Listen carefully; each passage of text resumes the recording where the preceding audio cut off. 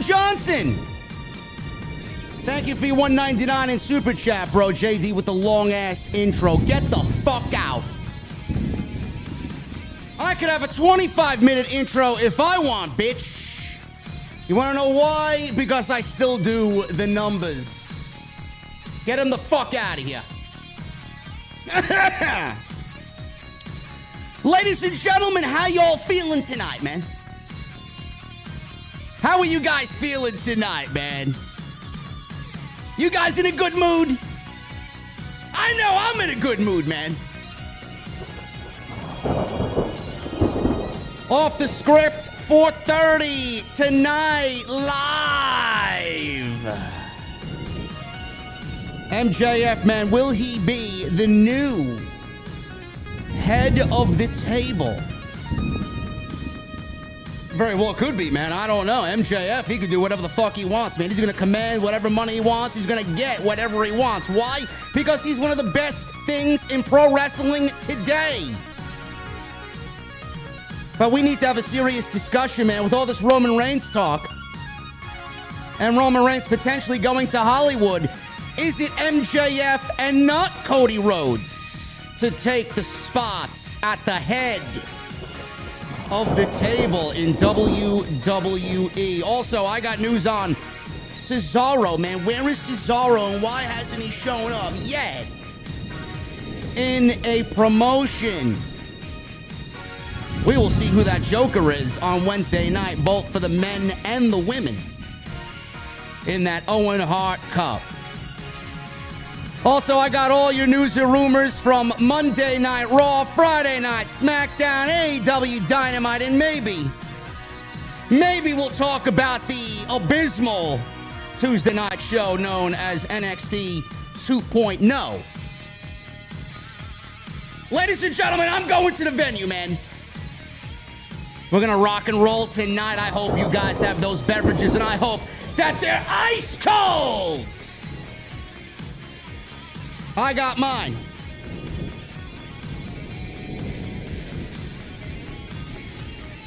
But I got one question for you guys.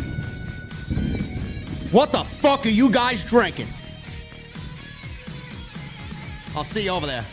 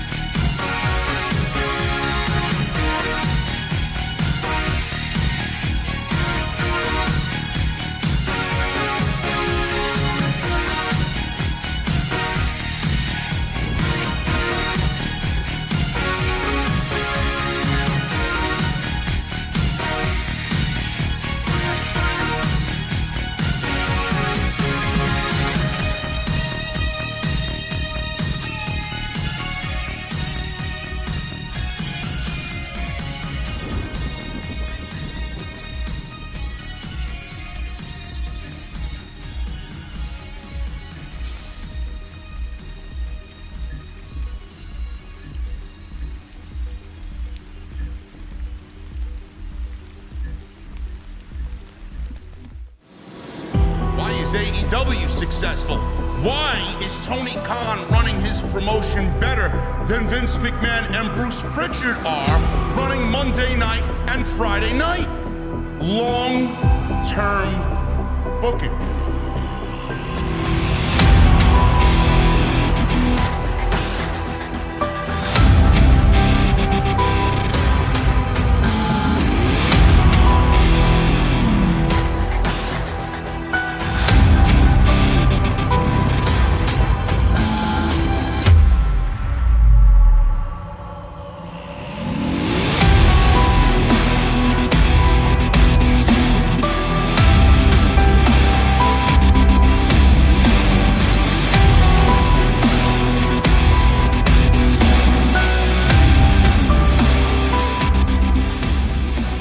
is going on, guys? Thank you so very much for joining me right here on Off the Script. This is episode 430 for your May 15th, 2022.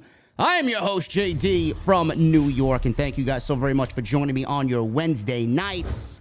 Wednesday nights. Look, I already want fucking Dynamite to be here, man. That's how much I hate Monday, knowing I'm going into Monday. Sunday nights, right here from the OTS venue, man. Oh, my goodness. Oh, my goodness, man. I already want it to be Wednesday. We got a lot to go over today, man. We got a lot of news on Roman Reigns. We got a lot of news on Money in the Bank.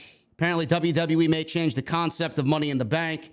We already discussed this earlier in the week on an extra. If you guys missed that, I will go over all of that again today. I got some new additional information as well on that. Roman Reigns, where's he going? How long is he going to be here?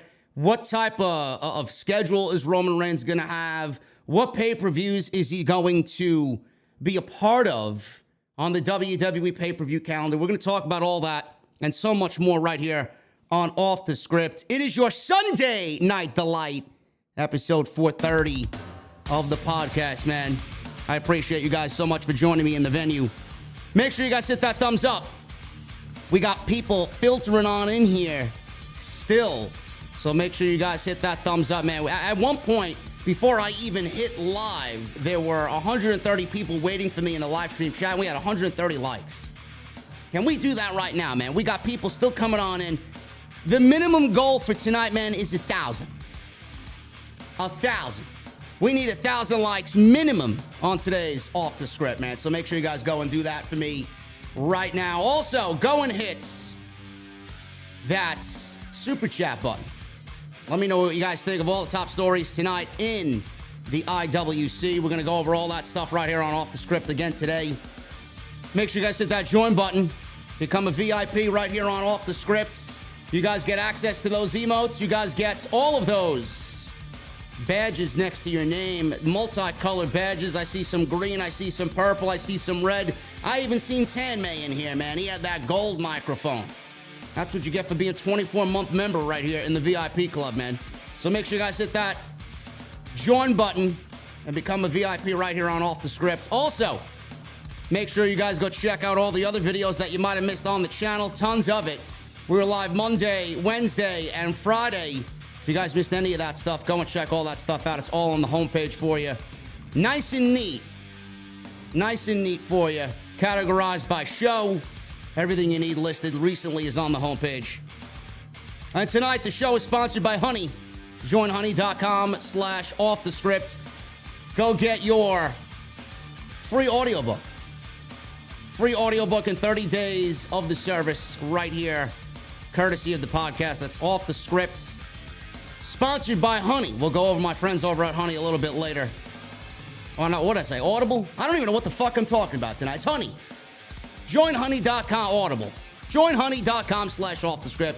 Go and get your free web browser. I swear to God, I don't even know what the fuck I'm talking about, man. And no, I did not have any cold beverages myself tonight. I've only had water. For the last 48 hours, man, nothing but water.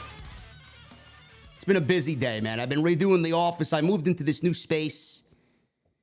Things might not be the way I like it right now. Color may be off. Microphone might sound a little weird. Fucking new space and everything, man. So I just moved in here yesterday. My mind is fried. Fried with all I had to move in here, man. It's fucking ridiculous. So if I make a mistake or if I make a blunder here and there, don't fault me, man. I'm fucking tired. I maybe got, 6 hours of good sleep in the last 48 hours, man. Jesus fucking Christ. So I'm glad you guys are joining me, and let's get into the news, man. Let's get into the news. We're going to start off with the Money in the Bank situation. We talked about this on Off the Script Extra, and we talked about this extensively. Major changes for Money in the Bank. Concept may be changing completely for one of WWE's favorite matches. Jesse, I'm not going to divulge that information, bro. I'm not going to divulge that information. When I see you on Wednesday, we may or may not talk about my new undisclosed location. So just keep your mouth shut, bro. Major changes for the entire Money in the Bank concept. We talked about this on Off the Script Extra. I don't really like these potential changes, but knowing WWE, this may be nothing.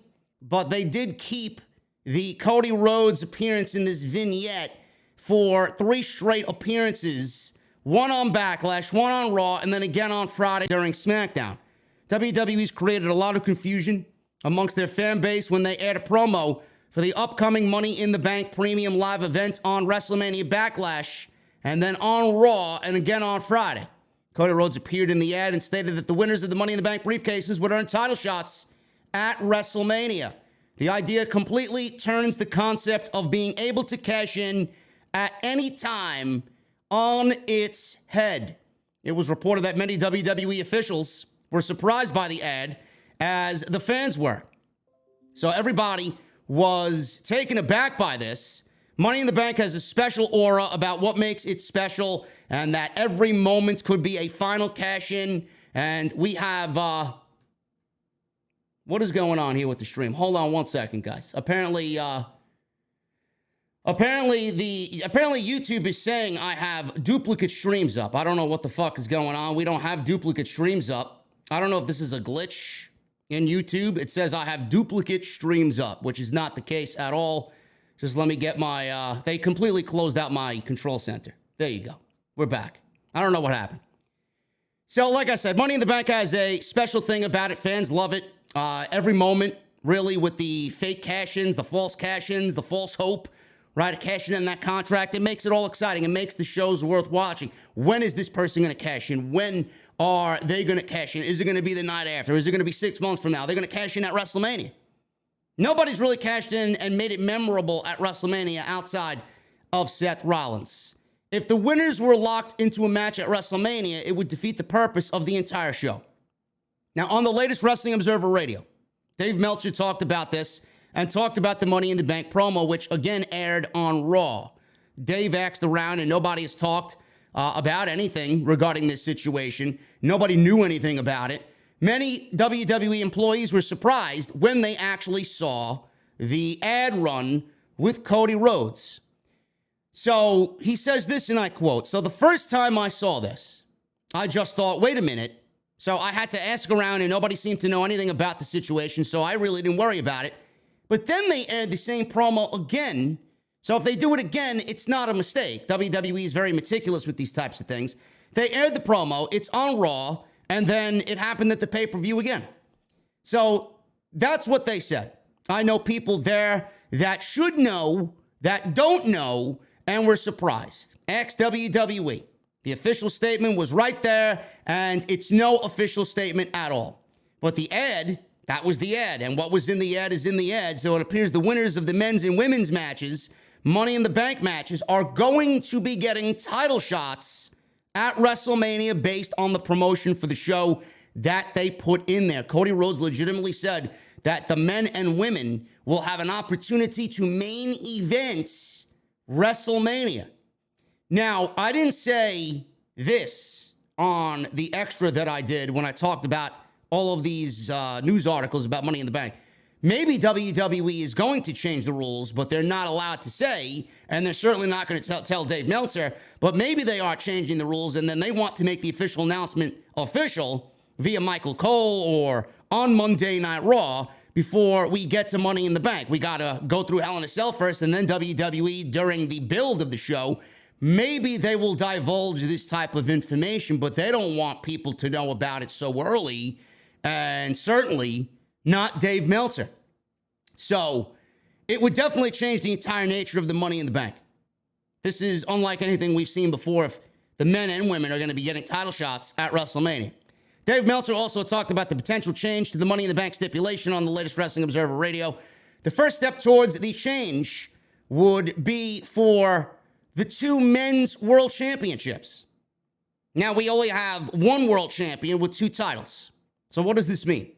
WWE would more than likely, if they want this thing to be official and they want it to make sense, the brand split isn't going anywhere. Fox doesn't want a brand split. They want brand exclusivity. Monday Night Raw, they're a bunch of fucking crybabies. They're getting a steel cage match on Monday night with Bobby Lashley and Omos, because Drew McIntyre and Sami Zayn just had one, so NBC Universal cried to WWE, well, how come Fox got a steel cage match and we got an arm wrestling fucking contest with Omos and Bobby Lashley? I don't know. So, tit for tat. The networks are too big fucking screaming, shitting diapers, fucking crying rivers of tears, fucking babies. Fox and NBC Universal. So, we need 2 world champions. We don't have a world champion on Monday night. So, for this to make sense, it would probably have to be, they could still do it with 1 champion, but I don't see there being just 1 champion for the rest of the year. You know WWE is going to go and give Monday Night Raw back their WWE title. So, for the men, it's either going to be for the SmackDown Championship, the Universal title, or the WWE title, depending on who wins and what brand they're from. Same thing for the women. So, for example, if Becky Lynch wins the Money in the Bank, she's a Monday Night Raw superstar, she will be getting a Monday Night Raw Women's Championship match at WrestleMania. So that's her lock-in to win the Money in the Bank and get the WrestleMania shot. If somebody on SmackDown, let's say, I don't know, let's go with Baron Corbin, which I hope to God doesn't happen.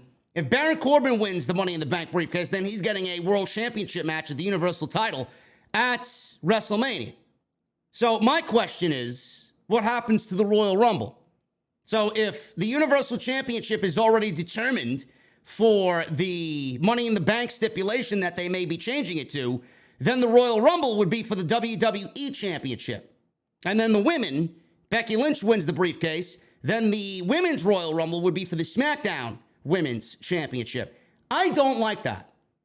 I don't like that. It takes everything and it erases the lineage in the history of the Money in the Bank briefcase. I don't like it. That's what's going to happen if WWE stays with this rule. That's what's going to happen if they stay with this concept. My question is, why are you taking the importance away from the Royal Rumble? That's what I am most concerned about. The Money in the Bank should be Money in the Bank. You got a guaranteed cash in that you could cash in at any time in the next 12 months. WWE seemingly has done this year over year over year for the last couple of years. They don't want to book the Money in the Bank briefcase. They either book it on somebody and then they cash it in literally within a week. It's happened the last couple of years. Braun Strowman, Alexa Bliss, Bayley may have done it once before in the past. Nikki Ash has done it. I don't like that they waste the briefcase. You're pretty much wasting and throwing away 12 months of booking. I don't understand their fucking laziness and their just hesitation for the Money in the Bank briefcase. If they go and do this new concept, you're actively taking away the importance of the Royal Rumble, and you should not be taking importance away from the Royal Rumble because it is the biggest show of the entire year for what will shape up to be WrestleMania. Outside of WrestleMania, the Royal Rumble is the second most important show on the entire WWE calendar. Why are you actively looking to make it feel like everything else? And some people might not like that. Some people may agree with these new concepts. I don't. You should leave it for whoever wins the Royal Rumble to choose what championship that they want to go after. And if this is going to decide one of the championships for the men and the women, and then the Royal Rumble is going to decide the other set of championships in the company for the men and women, then why do we need an Elimination Chamber? The Elimination Chamber has been used to build that bridge to get to WrestleMania. Whoever wins the Royal Rumble, if a Monday Night Raw superstar wins the Royal Rumble on the men's side, then the SmackDown Men's Championship and the contender for whoever the champion is should be contested inside the Elimination Chamber. Same thing goes for the women. If the SmackDown brand wins the Royal Rumble, then the Monday Night Raw challenger should be determined inside the Elimination Chamber. I don't get why we're actively looking to pretty much make the Royal Rumble less important, and you're pretty much eliminating any use of the Elimination Chamber. Any importance that Elimination Chamber had is going to be, with this concept, pretty much non-existent. I don't understand it. This is what they're setting up for. This is what they potentially are planning to do. I don't like it. Dave Meltzer talked about it. It's been going around the community for a couple of days now. I don't really understand why we would do anything to actively take away from something else on the pay-per-view calendar because you want to switch things up. Money in the Bank doesn't need to be switched up. It doesn't. What needs to be switched up is the way you attack the creative for it. That's what needs to be switched up because you haven't done anything in the last couple of years, several years, in fact, to make it feel important. I hope that they don't change the concept. I hope they don't. So many stars have been born based off the current format. You don't want to go and change that. And do you really expect WWE to have someone hold the briefcase from July all the way till April without getting itchy palms? The briefcase will be on the line. They'll choose a winner and then not feel like that guy deserves the fucking briefcase 4 months from when he won it. You honestly think WWE is set and mind capable of long-term booking? You guys know that's never going to be a thing. Give me a fucking break, man. Nobody expects WWE to do this with the Money in the Bank briefcase, man. Give me a break. Give me a break. It's ridiculous. Just keep it the way it is. Everybody would be a lot happier. Roman Reigns. Roman Reigns has signed a new WWE contract with a reduced schedule. There's a lot of speculation. There has been a lot of speculation about Roman Reigns. After his live event in Trenton, New Jersey, talked about a new phase in his life. Reigns has talked about wanting to make the transition to Hollywood, and Nick Khan stated that WWE would be helping the process. The comments made by Reigns last Saturday night led to some speculation that he would be leaving the company very soon. On Wrestling Observer Radio, Meltzer talked about Roman Reigns not leaving WWE, but he signed the new deal that essentially gives him a schedule similar to Brock Lesnar, where he only wrestles on a few shows per year. This is not it for him, but the situation is that he got a new deal, and the new deal is for far less dates. I don't know how many house shows he's going to be doing, but it will be much less than the number he's doing now. It's one of the perks of being there for a while and being valuable. There is all these kinds of people back there, like Randy Orton and Brock Lesnar, Edge, a nice handful of Cody Rhodes probably as well, being that he just got there and they're treating him like the next fucking big thing. There's a handful of people right now that are doing what Roman Reigns is doing, but Roman Reigns wasn't doing it before all those guys. So now he's at a position where he's pretty much earned his status in the company. He wants less dates. He wants a softer deal as far as the schedule goes, and he got it. He's been their number one guy for the better part of 2 years, so why not? Why not give it to Reigns? It's one of those perks for being there for a while, Meltzer said, and being valuable. There's all these kinds of things he could do with that type of power: work fewer dates, maintain the championship for as long as he wants, defend it against who he wants, drop it to who he wants. This is very, very Brock Lesnar-esque, very Hulk Hogan-esque back in the 80s. This is what all the champions do. They do this all. He's going to be in a new phase of his life. He's got young kids and everything like that. In his mid to late 30s, he probably wants to preserve his body a little bit more. Now, Meltzer did also note that Reigns only worked a couple of shows on the recent UK tour, but he didn't go on the prior tour because he didn't want to be away from his family. The perks of being Roman Reigns. Meltzer added that Reigns will go for a couple of days on an overseas tour, but he won't be away from home for 2 weeks straight. Now, everybody started asking about what his schedule was going to be. If he's not going to be there on the house show circuit, and he's going to be taking less dates, does this mean anything for Friday Night SmackDown? Does this mean anything for the pay-per-views that WWE has coming up? Hell in a Cell, Money in the Bank, SummerSlam, Clash at the Castle. These are all stadium shows. Those last 3 shows are all stadium shows. Meltzer did a follow-up about Roman Reigns and noted that someone in WWE with knowledge of the situation said that in addition to Roman Reigns wrestling limited house show circuits, he will also work limited pay-per-views. Now, there was a report earlier in the week, and we talked about it, where Roman Reigns, supposedly, it was reported, that he was supposed to take 10 weeks off. Roman Reigns taking 10 weeks off, starting after the Hell in a Cell pay-per-view. He misses Money in the Bank, he misses SummerSlam, and he misses Clash at the Castle? No. They didn't have him back until September 5th. That's a weekend. The fuck does that mean? He'll be back on the following Friday Night Smackdown after Clash of the Castle. I did not believe what I was reading. Why would WWE allow him to take 10 weeks off while holding both the Universal and WWE Championships? Something had to be wrong there. But Meltzer reported that it could be. PW Insider actually first reported it.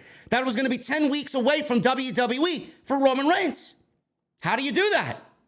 Does he wrestle at Hell in a Cell? Does he drop the titles at Hell in a Cell? Does he drop the titles on SmackDown? Get the fucking titles off of him. Nobody wants SmackDown operating without a world champion. We already don't have Monday Night Raw operating without a world champion. So what the fuck did this all mean? I did not believe anything in this story. But if it was legit, you better get the fucking championships off him stat. I did not want that to be the case. But apparently Meltzer says there was a report that he had agreed to do only major pay-per-view shows per year, meaning largely the planned stadium shows and the Saudi Arabia shows. One person in the promotion with knowledge of the deal said that the first report of 6 wasn't exactly accurate, but close. And his number, the number of the stadium shows and the Saudi shows, would be 8. So Roman Reigns may be only working, right now, as long as he's champion, 8 pay-per-views per year. Who knows how long he's going to be there? If he's got from now till WrestleMania, who knows what his schedule will be like last year? It may be less next year. If we get The Rock and Roman Reigns at WrestleMania, it may be less after he gets The Rock match at WrestleMania. We don't know. We have no fucking clue. So right now, with the stadium shows and the Saudi shows, that makes 8 left for the year. Roman Reigns apparently will be working all of those shows. But what about a Hell in a Cell? He's not on. He's not on the show. Hell in a Cell will not feature Roman Reigns. He is not scheduled for the Hell in a Cell pay-per-view on June 5th. And the top star advertised for the show is Cody Rhodes. Cody Rhodes versus Seth Rollins is going to be inside Hell in a Cell. And I talked about this on Friday Night Smackdown during the post-show. Reigns has been pulled from several house shows where he was advertised for matches against Drew McIntyre or Bobby Lashley. Those matches have been changed to Rhodes versus Rollins in the main events. Meltzer noted that Reigns will be on some pay-per-view events in the next months, but not all of them going forward, and he will be appearing on SmackDown to build towards these particular pay-per-views that he will be on. This is similar to what Brock Lesnar and Goldberg would do. There are some SmackDown and Raw shows right now that don't have him advertised, but the word is that at some point he will be added to the ads for these particular shows. Meltzer said, Reigns has both the money and the power in the company to do whatever he wants. If his body is hurting, and it would be, he can slow down. He has kids and doesn't need to do anything else if he doesn't want to. There's one mindset that I always think about when we look at somebody like this and there's smoke to the fire about him going to Hollywood. If Roman Reigns wants to slow down and his body's hurting, you know, it's always going to be used as the number one excuse. Oh, he's got family, he's got kids and this and that. Fine, that's understandable. But Roman Reigns is 37 years old, 36, 37 years old. Why does he want to slow down now in what is the greatest run of his career? He knows that after this run, he is not going to ever top it if he tried. It is it. I said this on the extra I did this week. If you guys want to go back and listen to it, it's on the channel right now. Roman Reigns knows this is the end of the line for him. What you and I are watching is Roman Reigns and the end of his career. Full time. This entire tribal chief, head of the table story, this is Roman Reigns at the end of his career. As soon as he drops these titles, part-time. He's going to full part-time status. It may not be an Edge part-time status. It might not even be a Lesnar part-time status. It might not even be John Cena part-time status. It may be a little bit more than John Cena, obviously, being that Cena only shows up one time a year, and I miss John Cena. But it will be a part-time basis for Roman Reigns. What you and I are watching is the end of Roman Reigns' career, and he's slowing down because he wants to make sure his body is right for Hollywood. He can't go and do Hollywood when he wants immediately after he gives up pro wrestling if he's got surgeries and injuries, and he's got to sit back and rehabilitate and recoup from all the years of pro wrestling. He doesn't want to put any more strain on his body because he wants to make that transition, when that transition happens, fluidly, smoothly as possible. So what you and I are watching is the end of Roman Reigns' career. This Tribal Chief storyline, him holding the Universal and WWE Championships, this is the end of the line for Roman Reigns.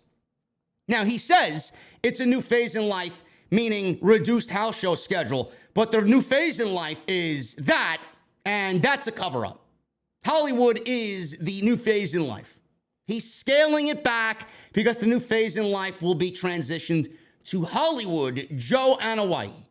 That's what's going to be. Now, Roman Reigns is not scheduled to wrestle at Hell in a Cell. Hell in a Cell is on June 5th in Chicago. Dave Meltzer reported on The Observer this week that Reigns is not going to be working the show at all. No title match at all for Roman Reigns. So what is the plan for Roman Reigns? Who is his next opponent? And who is going to be in the main event for the Hell in a Cell pay-per-view? I'm trying to get more information on this, says Dave Meltzer. But he was removed from all shows. His last show is June 19th until after Labor Day. That was the original story, about 10 weeks. Then it changed up that he signed a new deal. He's going to be at TV. He's going to be working major stadium shows. And that was the follow-up to Dave Meltzer and Mike Johnson's report. Basically, Roman Reigns is not going to be on every pay-per-view. He's off the Chicago Hell in a Cell show. He will be doing pay-per-views this summer, even though he was removed from all the advertising after June 24th. He's been removed from all advertising on all house shows, TV, and everything except for the 2 stadium shows. He will be doing TVs to build up these shows. It's not like he's not going to be on TV, and he's not going to be doing a lot of dates from what I understand. The shows he will be on eventually, probably sooner rather than later, they'll start advertising him when it comes down to the wire. The dates will be known at that point. It's not like it's going to be like, oh, they're putting him on TV without any advertising. That's the basic situation. So what do we do now going into Hell in a Cell? I talked about this on Friday. If Reigns is not defending the championship, what is going to be the main event of Hell in a Cell? It could very well be Cody Rhodes and Seth Rollins, but nothing is really on the line there. There's nothing on the line there. You don't want to put a grudge match as the final match, even though it may be match of the night, and both of their last matches have absolutely killed it. You don't want to put Cody Rhodes and Seth Rollins inside Hell in a Cell and have it be in the main event with nothing on the line.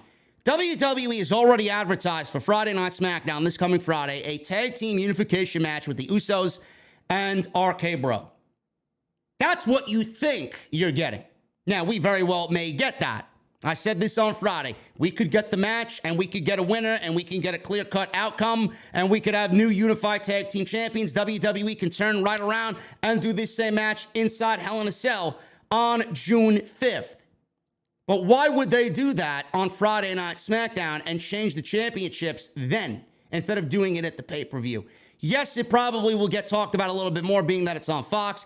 Yes, WWE hasn't built up a proper pay-per-view or hyped up a pay-per-view with a major match in a very, very long time. They do it for WrestleMania. They did it with Lesnar and Reigns, but they typically do not give any effort at all to building up a major pay-per-view match. They'd rather give that match away for free on TV. So what I think is going to happen is I think we get this tag team match happening on Friday, and there will be a fuck finish. We may get a unification match. We may get the ding, ding, ding, and Mike Rome or whoever the fucking ring announcer is, Samantha Irving. We may get the announcement. We may get the bell ringing. We may get the match, but we may not get a clear-cut outcome.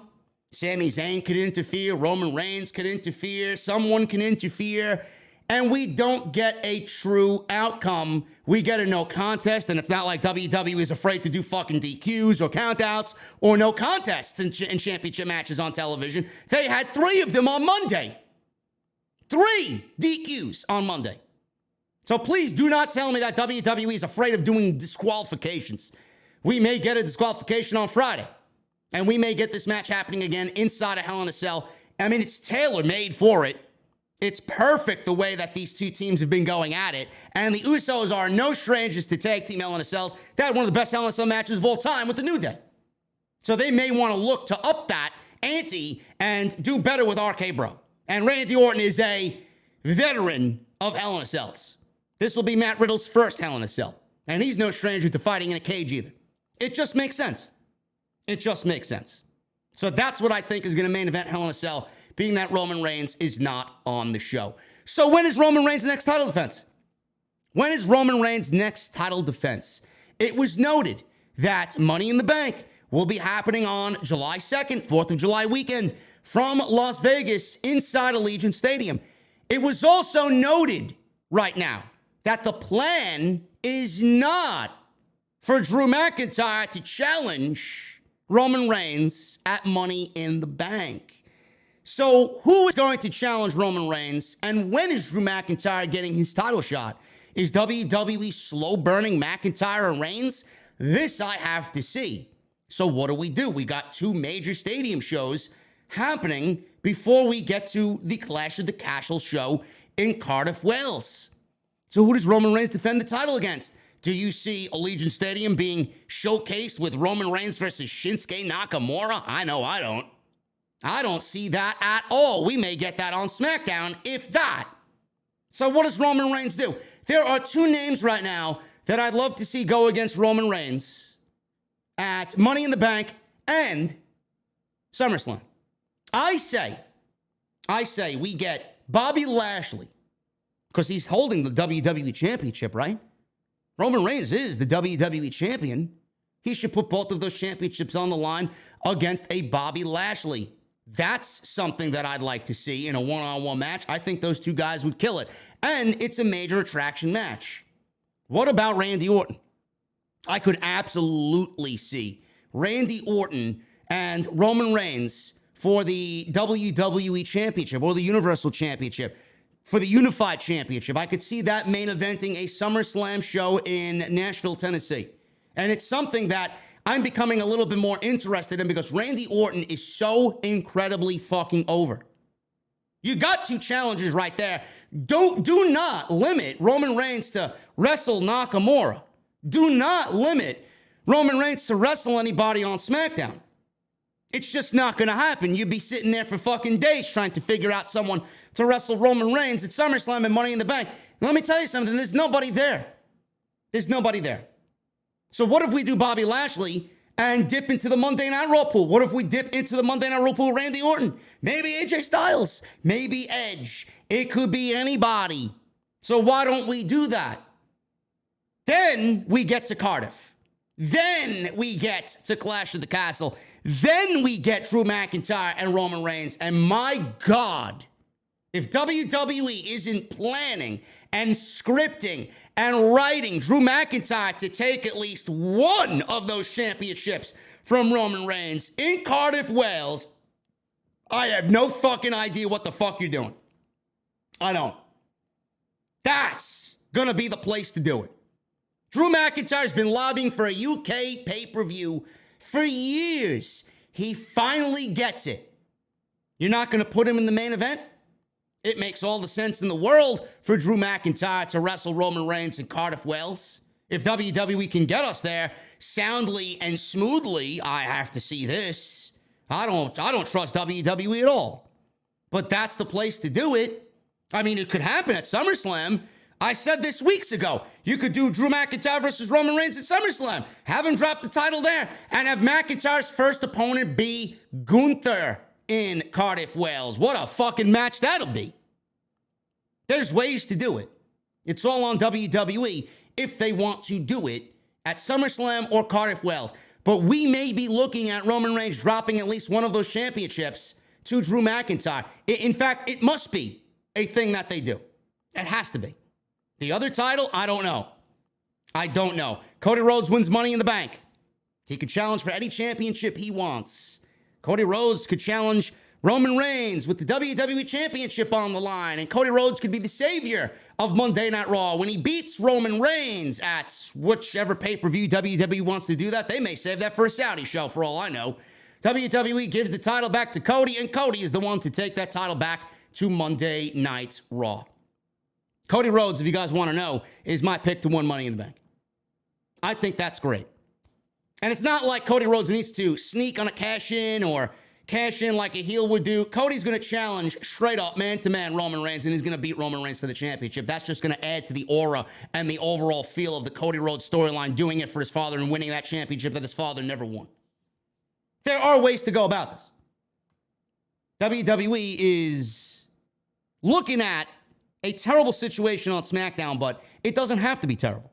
Roman Reigns has opponents lined up. It's all on WWE if they want to do it or not, and then get us to McIntyre and Cardiff. Sounds simple to me. I don't know why anybody is having a problem with this. WWE especially. There should be nobody having a problem with it. I just booked your entire fucking pay-per-view calendar as far as the main event goes for the next 3 months. It's not that big of a deal. It's very easy to figure out. But this I have to say. I'm looking for WWE to fuck up at some point between now and Clash at the Castle. Cesaro. Where is Claudio, man? WWE star, or former WWE star, I should say, Cesaro, Claudio Castagnoli, is one of the biggest names available right now on the free agent market, but as of yet, there's no indication of what his plans will be. The latest on him is that several wrestling promoters are interested in booking him, but what he is asking for is said to be significant. In some cases, promoters have not heard back from Claudio. There's got to be a reason why. I don't know. It could be just a money thing, or it could be that he's got a place that he's going to end up going, and that place doesn't want him going anywhere else until he debuts at that certain place. Cesaro left WWE in February after both sides were unable to reach a new deal. The door is open for him to return, obviously, but it seems as if he would be pretty much better off elsewhere because WWE did nothing with him, and they'd have to raise their price if they want to bring Cesaro back, and the reason why he walked is because they lowballed his offer. Since there was no non-compete, WWE has a 90-day non-compete. He can go anywhere because he didn't have one. He's free to sign with anybody and has been since late February. Sean Ross Sapp and Fightful first reported about promoters trying to book him and some not hearing back from him. The report also noted that Cesaro and his price, he's pretty much priced himself out of some bookings, and he has an agent representing him. The asking price is very high, and this is a common thing amongst wrestlers who want to pick and choose a few select bookings, and oftentimes this happens with wrestlers who are financially stable. Bray Wyatt is an example of this, and given that Cesaro had been with WWE for 11 years, and he's not known to throw away his money, he is likely in the same spot as Wyatt, and he may not need to go work anywhere right now. Cesaro recently teased on Twitter that fans will see him soon. As previously noted, he's registered for the Cesaro, a CSRO trademark, and he recently sent out the following tweet that simply reads, soon. It's no secret that Tony Khan is a huge fan of Claudio. Dating back to his days in Ring of Honor, so it's possible that we may see him at any time show up on Dynamite or even in Ring of Honor. You know, I said this, and this was my hunch, that Cesaro may be pricing himself out of the market right now for signings and for working these low-budget shows. He may think of those things as a little bit beneath him, which is perfectly okay.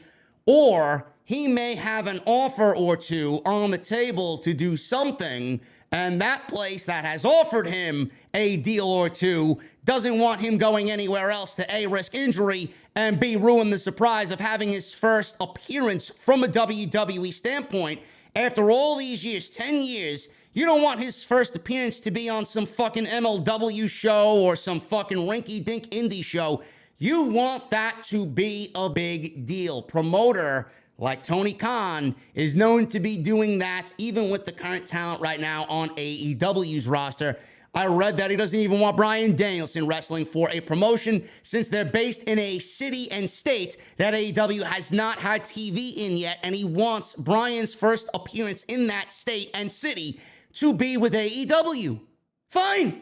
There's nothing wrong with that at all. He may be doing the same for Cesaro. We may see Cesaro this Wednesday on Dynamite as the Joker in the Owen Cup for his match against Samoa Joe. Who knows?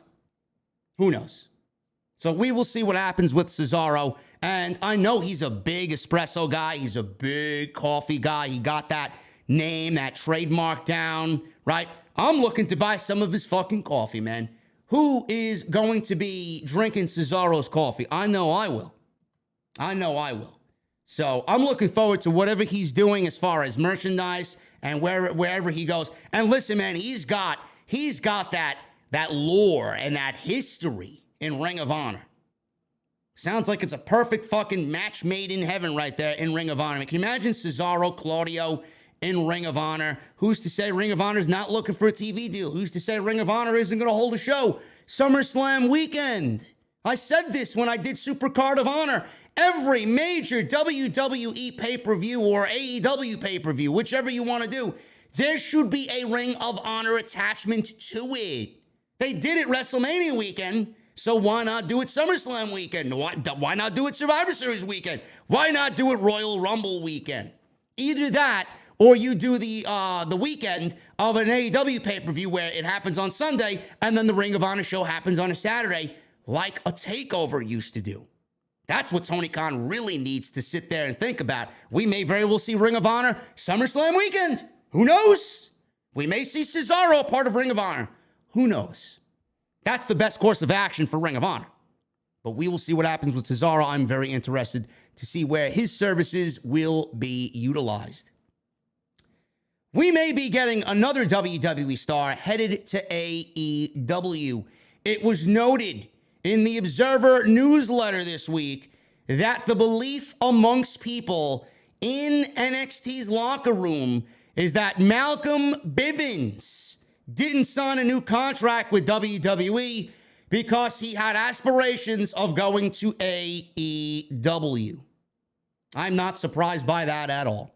Now, this obviously hasn't been confirmed, and if you saw Malcolm Bivens or Stokely Hathaway on Twitter, he has a little comedy gig that he does, and he says that he wanted to be out of the wrestling business to focus on other projects. He even turned down the rumors of him going to the main roster and managing Omos. He said that was not the case at all, and nobody ever came to him with the creative plan for him to go to Monday Night Raw and manage Omos.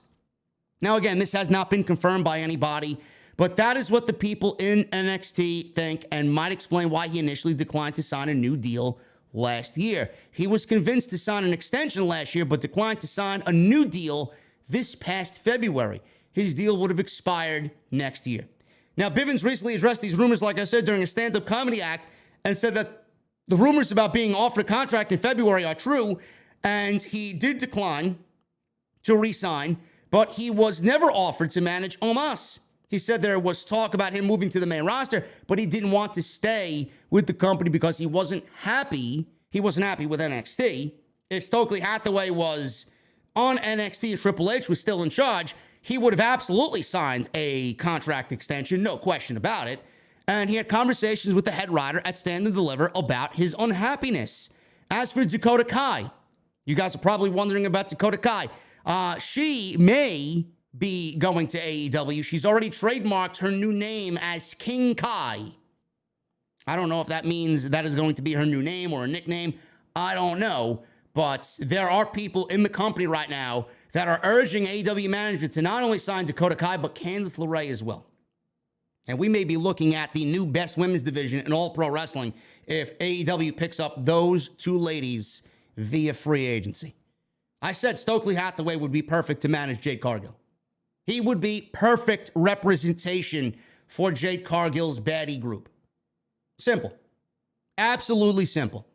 She still needs a mouthpiece. She may not need one this time next year, but Red Velvet and Kiera Hogan, it's only going to enhance the group when you have somebody who has presence like he does and has a great mouthpiece as he does. And I think that would fit in perfectly. So we'll see what happens with him, but people in NXT think that he may be over there sooner rather than later. Trish Stratus, she says that she feels that quote-unquote spark to return to a WWE ring.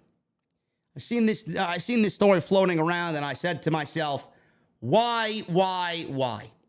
All WWE needs to do is get a whiff of Trish Stratus wanting to come back or even contemplating coming back, and WWE will have her in a fucking match with Becky Lynch before all is said and done. I don't want to see it. Bringing someone in like that is going to be a hindrance for the division, and you're always going to cater to those people first while not acknowledging and moving away from the people that you really do need to push, whether it's on Friday or on Monday. So Trish Stratus revealed that a match from earlier this year gave her the buzz to make a WWE return. Stratus hosted a pre-WrestleMania 38 Toronto house show, notably confronting Becky Lynch at the event. Just weeks earlier, Stratus' former rival Lita returned to the Elimination Chamber in February to face Becky Lynch for the Monday Night Raw Women's Championship. This was just right before Lynch dropped the title to Bianca Belair at WrestleMania. She was speaking in a Q&A session recently, and Stratus argued that you generally don't know what you'll feel like in a match until you step into the ring in front of a live audience, regardless of how much you've practiced. Revealing that Lita's return did inspire her, Trish said this, and I quote, "To be honest, watching Becky Lynch versus Lita made Trish get the buzz to return. I was lucky. A couple of weeks later, the live event was just so much fun because it was just after that, and I got a chance to go back, and it was in Toronto and in another town near me at home. So I just drove in, took my kids, and yeah, you get there, you feel the energy of the crowd, you do some promos, you do some slapping, and it's just like, oh, it's such a good time. I love it. It'll always be in my blood. I did a post, and it said, I'll never not feel at home between those ropes, right? So it's in me forever. The cool thing is, sometimes we go back, and you're like, oh my God, can I do this? Like it's been a while, and the first time I went back after many years was to wrestle Charlotte in a singles match at SummerSlam. It had been 11 years and 2 children later, so I was like, yeah, I don't know. And you don't know until you actually have the match. You can practice and you can roll around in the ring, but you don't know until you actually get in there and the bell rings. I mean, I nailed it. It would be something I would use to describe it. I'm being sarcastic. I don't know. I did, though. But it was like, it's just kind of cool that wrestling is like riding a bike for us wrestlers. That's what I've discovered. It's kind of cool. I mean, maybe you move slower as you age, but some of us don't. Stratus last wrestled at SummerSlam in 2019, losing to Charlotte Flair in singles action. Very overrated match. I thought it was all right, but I mean, let's be real. It was something that they just put in front of Charlotte to pad her statistics and pad her resume and nothing more. The former women's champion returned to the ring in the 2018 Royal Rumble, had competed in tag team matches at Evolution that year as well, and on 2 episodes of Raw in 18 and 19 respectively, ahead of her match with Flair. Stratus has revealed that outside the ring, there is a role in WWE that she'd gladly accept. What that is, I don't know. I'm assuming it has to be something along the lines of helping mold the women's division. I don't want to see it. I don't want to see Lita. It's good in spurts, but not a full-fledged return. I don't know why she would be back and why we would get these dream matches just because. I mean, there's other problems right now that exist in the women's division. You don't need Trish Stratus coming on in and taking a spot away from somebody that should be in that role against a Becky, against a Sasha, against a Charlotte, against a Bayley, against a Ronda. Why do we have to call upon Trish Stratus? This is WWE getting their fucking palms itchy, man. Oh my God, Trish Stratus wants to come back. Let's give her a call. Let's push somebody else down the corporate ladder that we don't push, that we desperately do need to push, that we won't push anyway. I hate it. It really, really sucks. So I'm against a Trish Stratus comeback or any match with Trish Stratus from here on out because it's something that the casuals will gravitate to. To me, I look at the bigger picture. I look at the bigger problems, and something like that is only going to stall WWE from fixing their current issues. Vince Russo. Pretty sure you guys didn't expect me to mention Vince Russo on the show. Listen, bro. I can book WWE, bro. Who watches Monday Night Raw, bro? Vince Russo. WWE has a lot of opportunities within the company, but there will always be those who wish to put forth this ideal or a collection of ideas that they are far more connected than they really are. Now we must address Vince Russo. Vince Russo recently said that he did not ask WWE for a job, but there were other online reports saying that Vince Russo continues to beg for a job, bro, within WWE, bro. Finn Balor, bro. How can they do this to the demon, bro? Finn Balor. So Vince Russo made a bold claim, a very bold claim on his podcast about working with WWE. He said a couple of months ago, I was offering my help as a consultant to WWE. He says, I didn't want to get hired. I didn't want to get hired by WWE. I'm never going to work in that environment again. But I was like, bro, your show sucks, bro. Seriously, are you watching? It was that conversation all over again. Now, who he spoke to, I don't know. Did he speak to Vince McMahon? Did he speak to Johnny Laurinaitis? Who did he speak to? Did he speak to Bruce? Did he speak to Kevin? Did he speak to any one of them? I don't know. He may have spoke to one of the big head creative writers for all we know. We don't know who he spoke to. Russo then went on to allege that Vince McMahon, okay, I guess it's Vince McMahon. Vince McMahon wanted him to watch Raw for a couple of weeks and give his feedback. I'm like, bro, I'll be happy to do that. I ain't doing that for free. Your product sucks, bro, but I'm willing to help you, bro.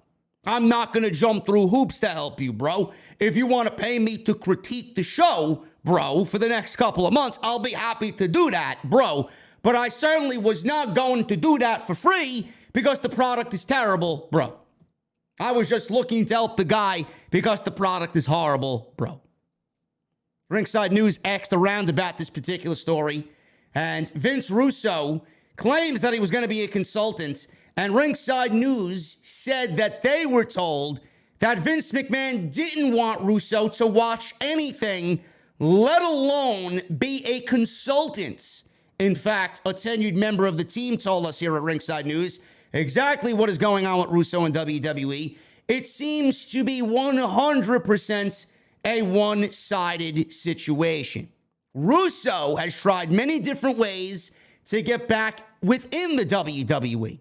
He's called the networks as former head writer, WWE and WCW, and tried to get the networks to hire him as a consultant or get the networks to pressure WWE to hire him. He's called anyone he knows in WWE to get back in. He tries to position it to the public that he would never work there again, but he's begging for a job every day until he gets what he thinks hired. End quote.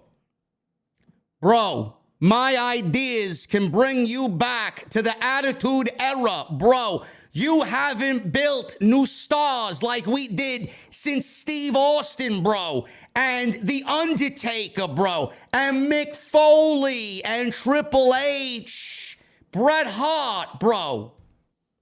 Give me a break. I will say this, and you guys may think I'm fucking crazy for saying this. If WWE wanted to bring Russo in, bring him in. Bring him in. I would rather see what Vince Russo, bro, can do writing Monday Night Raw or Friday Night SmackDown, because quite honestly, guys, I don't know how much worse it could possibly get. How much worse could it be with Russo writing the show now? There are things that he can't do because of the Attitude Era being the way that it was and the way we live in this cancel culture society and everybody's fucking triggered by the most littlest of things. Vince Russo can't go and do that type of shit, but if he's got a fucking brain for the actual product and he knows who this is and that is and knows what the product needs and would want to fix it somehow, how much worse can it be? How much worse can it be? Give him a trial run. They won't do that, though. Bruce Pritchard probably hates the motherfucker. They wouldn't do that. I know, I'd give him a shot. Why not?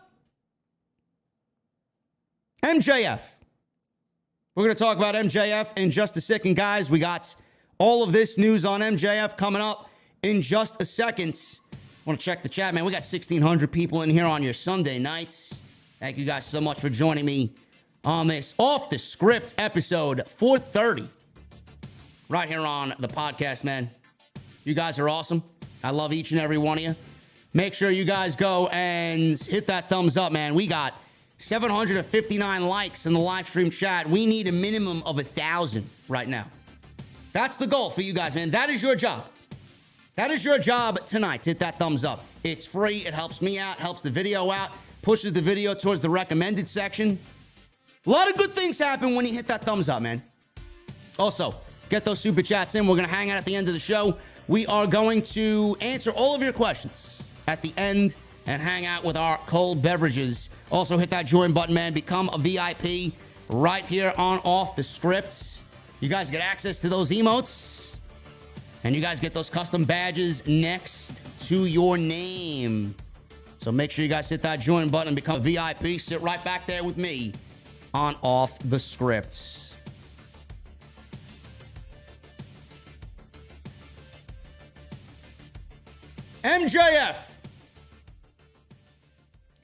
MJF, man. You guys saw an ad, huh? People watching live on YouTube, you saw an ad. That's good.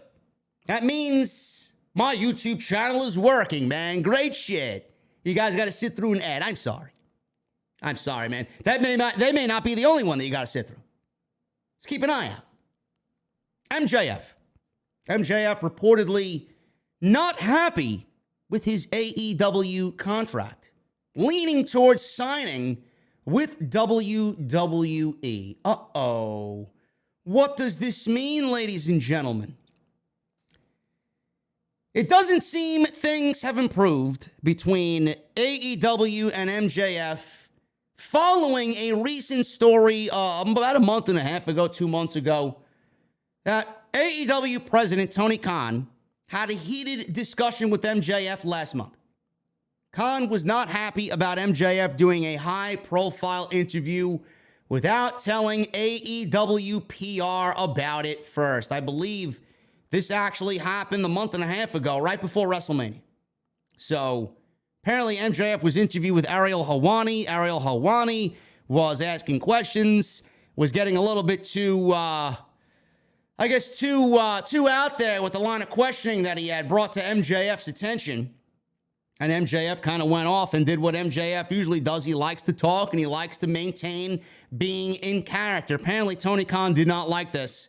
I didn't even believe that story when that happened. I mean, if AEW is sending MJF and Tony Khan is sending MJF to have a high-profile interview with Ariel Helwani, and MJF is how he is, and Tony Khan knows that exactly how he is, why would he disapprove of whatever was on that interview when I'm sure Tony Khan probably asked a bunch of fucking questions about what the interview was going to be conducted about and what line of questioning Ariel Helwani was going to be shilling to MJF.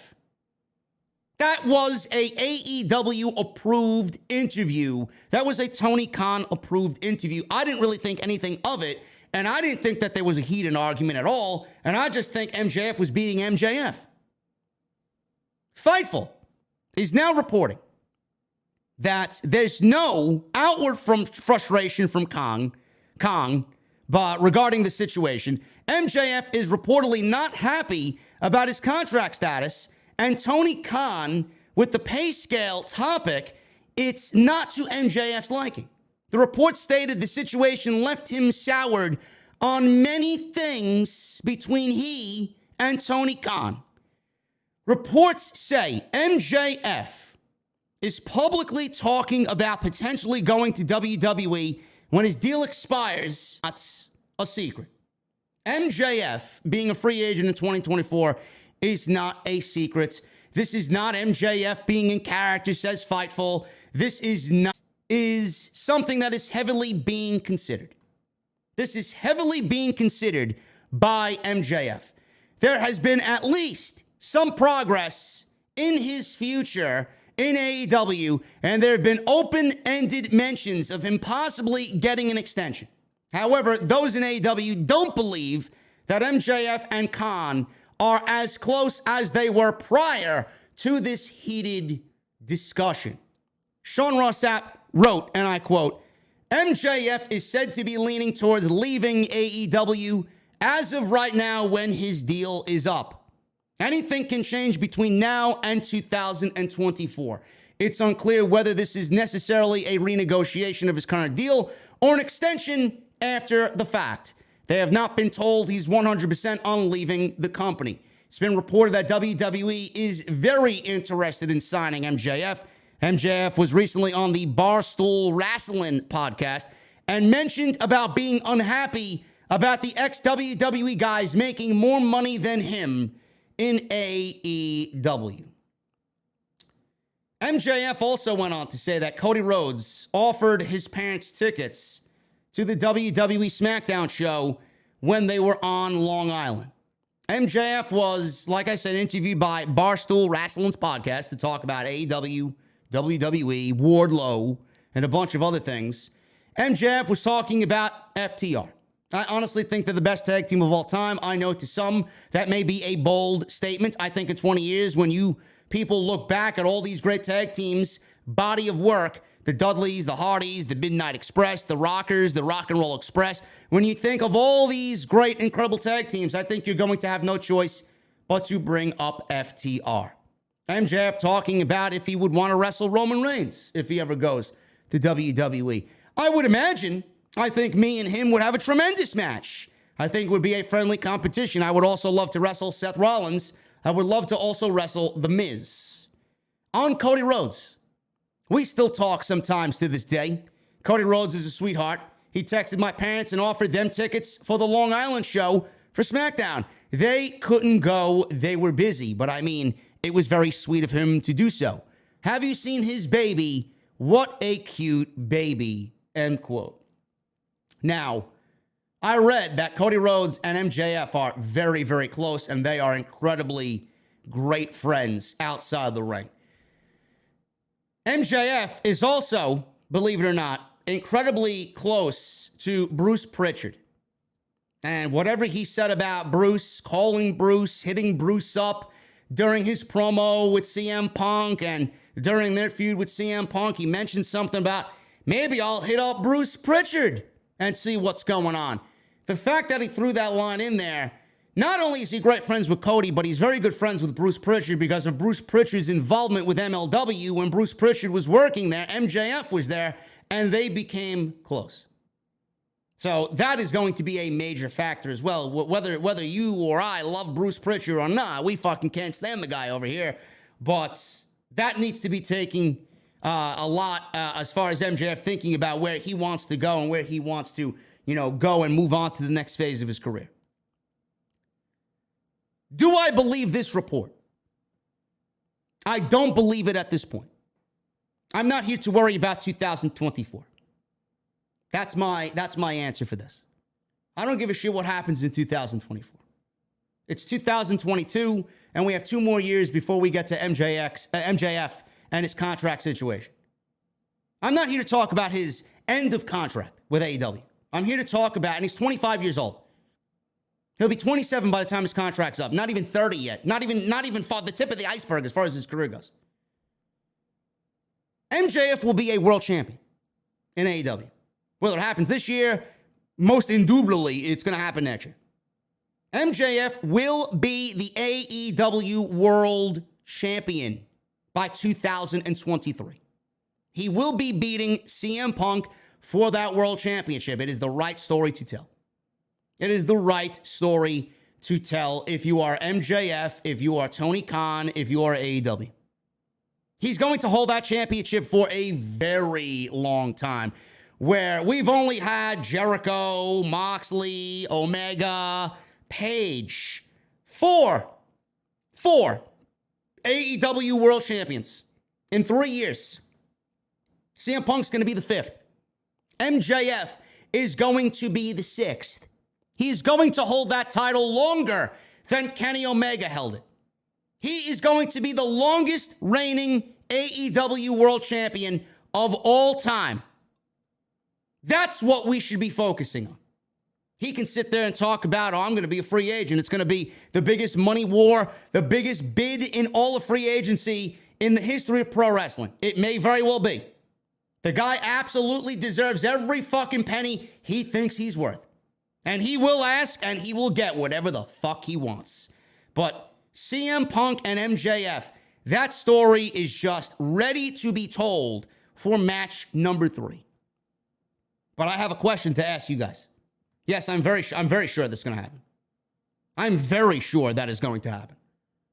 Whether he beats Punk or he beats Page, MJF is going to be the world champion. But I have to ask you guys one very important question. After all of that, after MJF wins the AEW World Championship, after he supposedly, maybe, possibly beats CM Punk, maybe he beats Adam Page instead. We don't really know yet. After he wins the AEW World Championship and goes on to hold that championship longer than anybody that's held it before him, by the time 2024 rolls around, is there anything else left for MJF to do in AEW? You have to start asking yourselves as fans that question. MJF is certainly going to be asking himself that very question. Does he want to hold the championship on multiple occasions? You know, once is nice, twice is even sweeter, right? Does he want to go down as the longest reigning AEW champion of all time? Does he want to be the first person to hold that championship twice? There are not many things in AEW for MJF to accomplish if he wins the world championship. You're going to ask him to go take a downgrade and go after the TNT championship? I don't think MJF's going to be interested in that. He's wrestled everybody from Cody to CM Punk. He's got this great thing going on with Wardlow. Who knows who's going to wrestle MJF and who MJF is going to wrestle from the World Championship reign when it begins to when it ends? We don't know. Darby, we could see another match with Darby. Maybe Darby's the one to take it from. I don't know. But you have to ask yourself as fans that question. Where is MJF going to go after he wins that AEW World title? There is nowhere else for him to go. So a WWE defection for MJF may absolutely happen in 2024. I don't believe it right now. I'm under the impression that MJF is happy and he's telling everybody he's unhappy because that's his thing, that's his shtick. But I don't know why anybody like MJF would be unhappy when this entire company has done nothing but bend over backwards to give you the absolute best. MJF has gotten the absolute best handed to him. That's not a world championship program. He's continuously the best thing about AEW Dynamite. He's been in the best feuds. He is AEW. You look at MJF and he is AEW. So why would he want to leave? Why would he want to leave? Money. Money's a factor. But why would he want to leave? If you're going to include money and you're going to include accolades at this point in his career, AEW champion by the time he's 27, holds that championship, you're talking about somebody who's not even in the prime of his fucking career yet, and you're telling him not to go to WWE. Why would he go and not go to WWE? Look at Cody Rhodes. Cody Rhodes may be the deciding factor about him going to the E. Not only are they great friends, but look at the way WWE has treated Cody Rhodes. Look at the presentation of Cody Rhodes. Everything from his wardrobe, everything to his promo, everything to his theme music and entrance, and the way Cody was in AEW was basically lifted from AEW and put on a WWE program. Is Cody still Cody? Yes. Is Cody going to be better than he was in AEW? I don't know. That's up to WWE Creative, and I don't really trust them at all. But you have to give them credit at this point. They've done an excellent job with Cody Rhodes, treating him and not taking anything and changing it to fit the E. You got Cody on Dynamite, that's the Cody you got on Raw.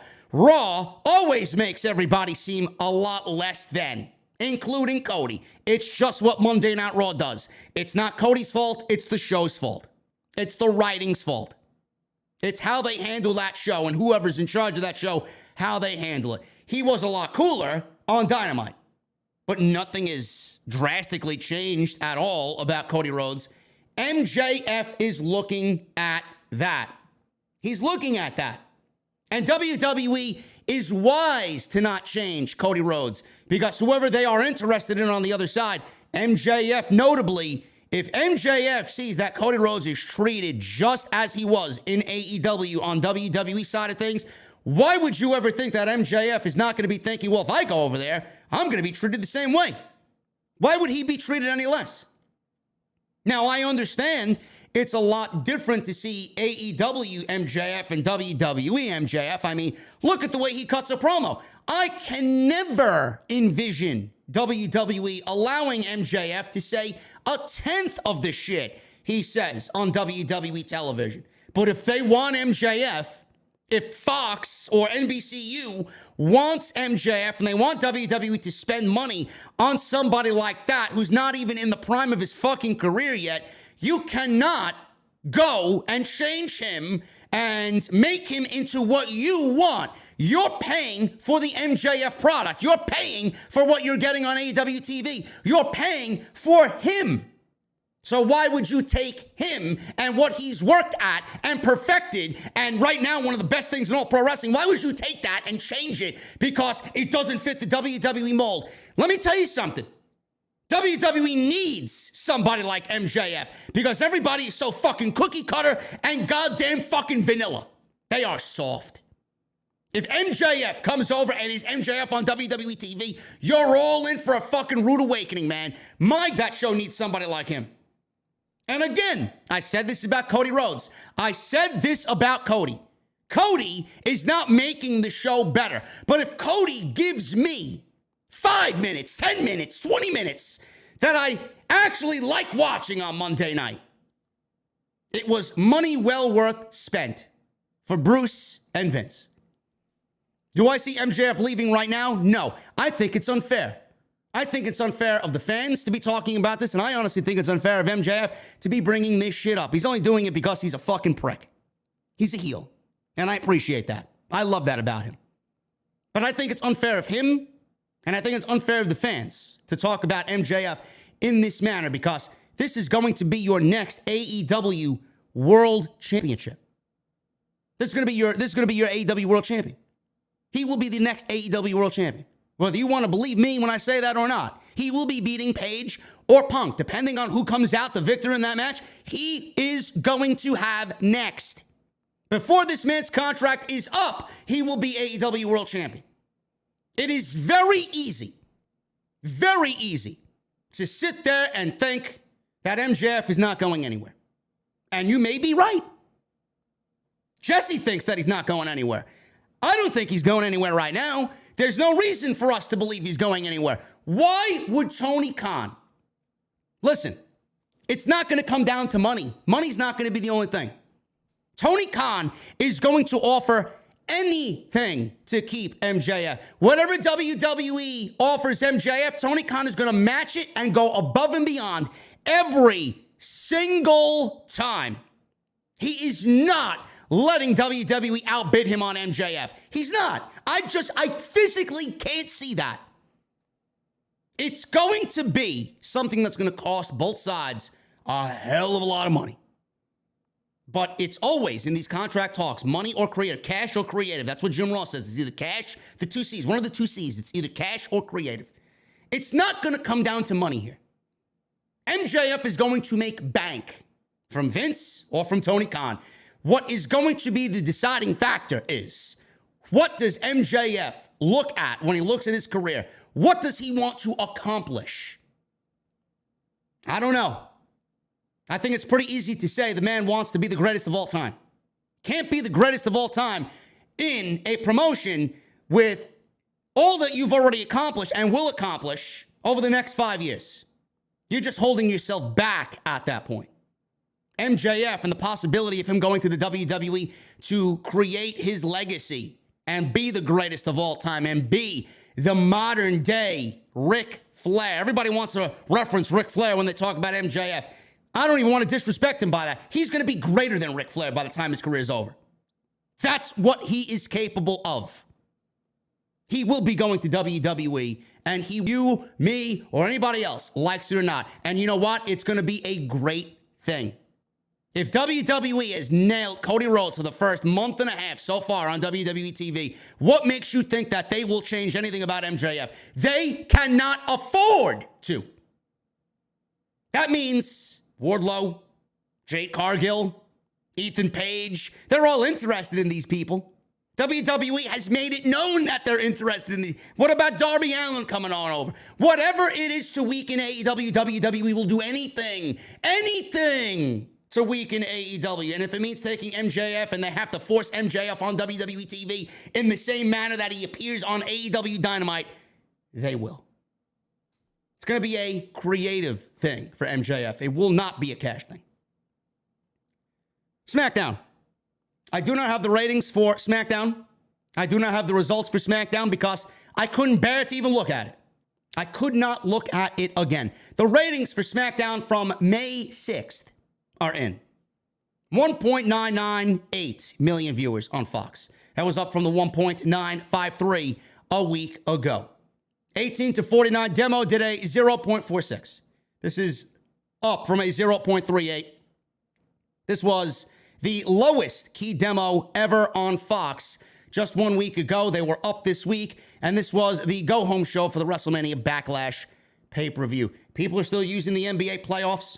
People are still using ESPN as an excuse, or the NBA playoffs on ESPN, I should say, as an excuse for why the ratings are so low on Friday night and Monday night. I'm not using that as an excuse because WWE, they are not someone that deserves to use that excuse. They don't deserve to have it off or get off that easy. NBA playoffs have been happening for how many years? How many fucking years? Why don't you look at this year's numbers compared to last year and the year before that and the year before that and see how many people they fucking lost during the NBA playoffs happening on TNT, TBS, ESPN, ABC, and wherever else they're fucking airing the NBA playoffs. Same thing with Monday Night Football. Monday Night Football is on every single year. It's been around since the 1950s. I'm not using Monday Night Football for Monday Night Raw as an excuse any further. Just look at the year over year. Look at last year's Monday Night Raw for Monday Night Football, and then look at 2011, 2012, 2013, and you'll see the year over year decline of WWE on Monday night. Where did all those people go? It's not Monday Night Football. Charlotte Flair. Backstage news on why Charlotte Flair was written off WWE TV at Backlash. Talked about this on Friday Night Smackdown in the post show briefly. It was later noted that Flair in the show on Backlash Sunday, after her match with Ronda Rousey, later noted after her match with Rousey that she had broken her arm. She had a fractured radius, is what they called it. This is a storyline reason to write her off TV. Brian Alvarez noted during his Backlash recap with Vinny on the Brian and Vinny show that Flair is getting married, and it appears that she is being written off so she could have some time off. Alvarez said they claim that her radius is broken. I'm pretty sure that this whole thing was a way to write Charlotte Flair off of TV for quite a while. So Ronda won the title, and Charlotte's going to get married. Alvarez joked that the way WWE does things, Charlotte could still show up on TV this week, but this is likely it for her for a while. WWE also confirmed this week on The Bump that Flair is out of action indefinitely, and it's not exactly unclear, or it's not really clear, how long she will be gone from television. I don't really give a shit. I'm glad Charlotte's off TV. Flair recently revealed to BT Sports' Ariel Helwani that her wedding is set for the summer as she is engaged to Andrade El Idolo. And they are getting married in the next month or so. Charlotte being off TV is a great thing. Charlotte being off TV is a great thing because everything that Charlotte does just reeks of unimportant. She's overrated. She had one of the worst women's feud of the entire decade with Ronda Rousey. And Ronda Rousey is now the SmackDown Women's Champion, and the division legitimately has no opponents lined up for Ronda on Friday night. They threw Raquel Gonzalez at her, and you got the shills and the drones and all the fucking casuals saying that Raquel Gonzalez looked good against Ronda Rousey. She lost. She lost, smiled, and then lost. And then lost and smiled some more. I'm sorry, I don't see how that was good. Ronda Rousey is more than likely waiting for Bayley to come back, because if Charlotte's going to be out, Bayley is the only one that right now could go toe-to-toe with Ronda and make it legitimate. But outside that, Shotzi, they moved Lacey Evans to Monday Night Raw, which we'll talk about in a second. They got Xia Li, who pretty much is now banished to catering for indefinite reasons. We got Aaliyah, we got Zelina, we got Carmella. We got nobody on that show. Sasha Banks is tied up with Naomi, Natalya, Shayna Baszler. None of these women, Baszler could, but WWE won't go that route. WWE has no competition for Ronda Rousey. Sucks over there, man. And Charlotte makes it no better. In fact, when she's off TV, it actually makes my watching experience and my viewing experience more pleasurable. You may not think the same way, but I think she's incredibly overrated, and no amount of time is going to make me miss her. Keep her off TV forever. WWE's plan for RK Bro and the Usos. What is going on here? On Monday's Raw, Orton and Riddle cut a promo about how they still want to unify the tag team titles. So they showed up on Friday. We got the match made. The match is now taking place next Friday on SmackDown. Dave Meltzer noted on the latest Wrestling Observer Radio that WWE plans on still doing the match, but he said then on Monday that they do not plan to unify the titles. Why would Meltzer say that? This is what I was told on this. They are going to do the match, but as of right now, and this could change, and it did, they are not planning on actually unifying the titles, which actually still may be the case. I don't think that they're unifying the titles on Friday. So he may be right partially. I do not think that we're unifying the titles on Friday. They are planning on doing the match, so I don't know if that means another run-in, DQ, count-out, whatever you may call it. They can always change their mind, but right now, they are planning on doing the match. I'm presuming it's going to be at the next pay-per-view. That, I don't know for sure. But if WWE was planning on doing the match, why would the match happen if nothing was going to be on the line? Why would you do the match if no stakes were attached to said match? So clearly WWE more than likely was planning on doing the match without unifying the titles, and then they said, well, Roman Reigns is out and we have no fucking choice, so now let's unify the titles. This may have been a Hail Mary decision by WWE, because Roman Reigns is now going to be missing Hell in a Cell. And they can't have a pay-per-view without any championships on the line. So they decided to put the unified titles on the line, and it will be inside of Hell in a Cell. That is my prediction. We may be getting the match on Friday, but that doesn't mean WWE is going to unify the titles on Friday. We may get the match, and we may get a fuck finish. And we're more than likely getting this match inside Hell in a Cell. Lacey Evans. My God, the thought of her name and the thought of her voice and these fucking promos and these crocodile tears, man, already making me fucking shiver with cringe. Oh my goodness. Lacey Evans is now a part of the Monday Night Raw brand after making a return to WWE TV several weeks ago. On Monday's episode of Raw, the company aired an abbreviated version of the five-part series that aired on SmackDown. After the video aired, Corey Graves said Evans' story may be sensational, but everything she said was true. Just last week on SmackDown, Evans talked in the video about how this is her time and she plans on eventually winning the SmackDown Women's Championship while berating her drunken alcoholic father. 5 parts. We had to talk about how her father was abusive and how she did this and that and drugs and alcohol and all this other shit. Then she comes out on Friday night after part 5. She tells people to stand up and show respect to Lacey Evans. I'm sorry. What? Why? But you were supposed to be a babyface. I'll show you fucking respect because I appreciated the fucking 5-part series that you did. You're asking people to show appreciation for something that should already have been shown appreciation. To me, you're just asking for trouble at that point. So now they moved her to Monday Night Raw. She wants to be the SmackDown Women's Champion, but then they moved her to Monday Night Raw. I guess that wasn't in the fucking plans as of Friday, live on Friday Night SmackDown. They moved her to Monday Night Raw over the weekend, that weekend. Now we have to see her on Monday night. Why did they move her to Monday Night Raw? I have no fucking clue. What makes her better on Monday than she is going to be on Friday? So now there's speculation that WWE wanted to turn her heel. Because Samantha Irving, like I said, stated that fans have seen the true Lacey Evans, and we need to show up and show proper respect and stand up and show proper respect, and that they should applaud her and welcome her. Oh, you're asking for trouble there, Bruce. You're asking for big-time trouble there. However, the Raw segment made her look like a babyface. I don't know what the fuck is going on. This has already hit rock bottom already. I can't stand any of this shit. PW Insider reported today that WWE has officially moved Evans to the Raw roster, and despite the videos making her out to be babyface, WWE's plan is to turn her heel. I guess Bianca needs some opponents, huh? There you go, folks. Get ready for a summer of Bianca and Lacey Evans on Monday Night Raw. Oh, joy. Oh, joy. I can't wait. I can't wait. Lacey Evans, right? I can't wait. This is going to be a fucking nightmare, man. Where we're expecting Asuka to come back, and maybe Bayley come back, and maybe we get a rematch with Becky Lynch, right? Fucking Frodo Baggins over there. Gollum over there. My precious. Becky Lynch, right? We're going to get Lacey fucking Evans. It's going to be great, man. It's going to be great. I can't wait. You guys think the women's division's bad now, right? What about Rhea Ripley?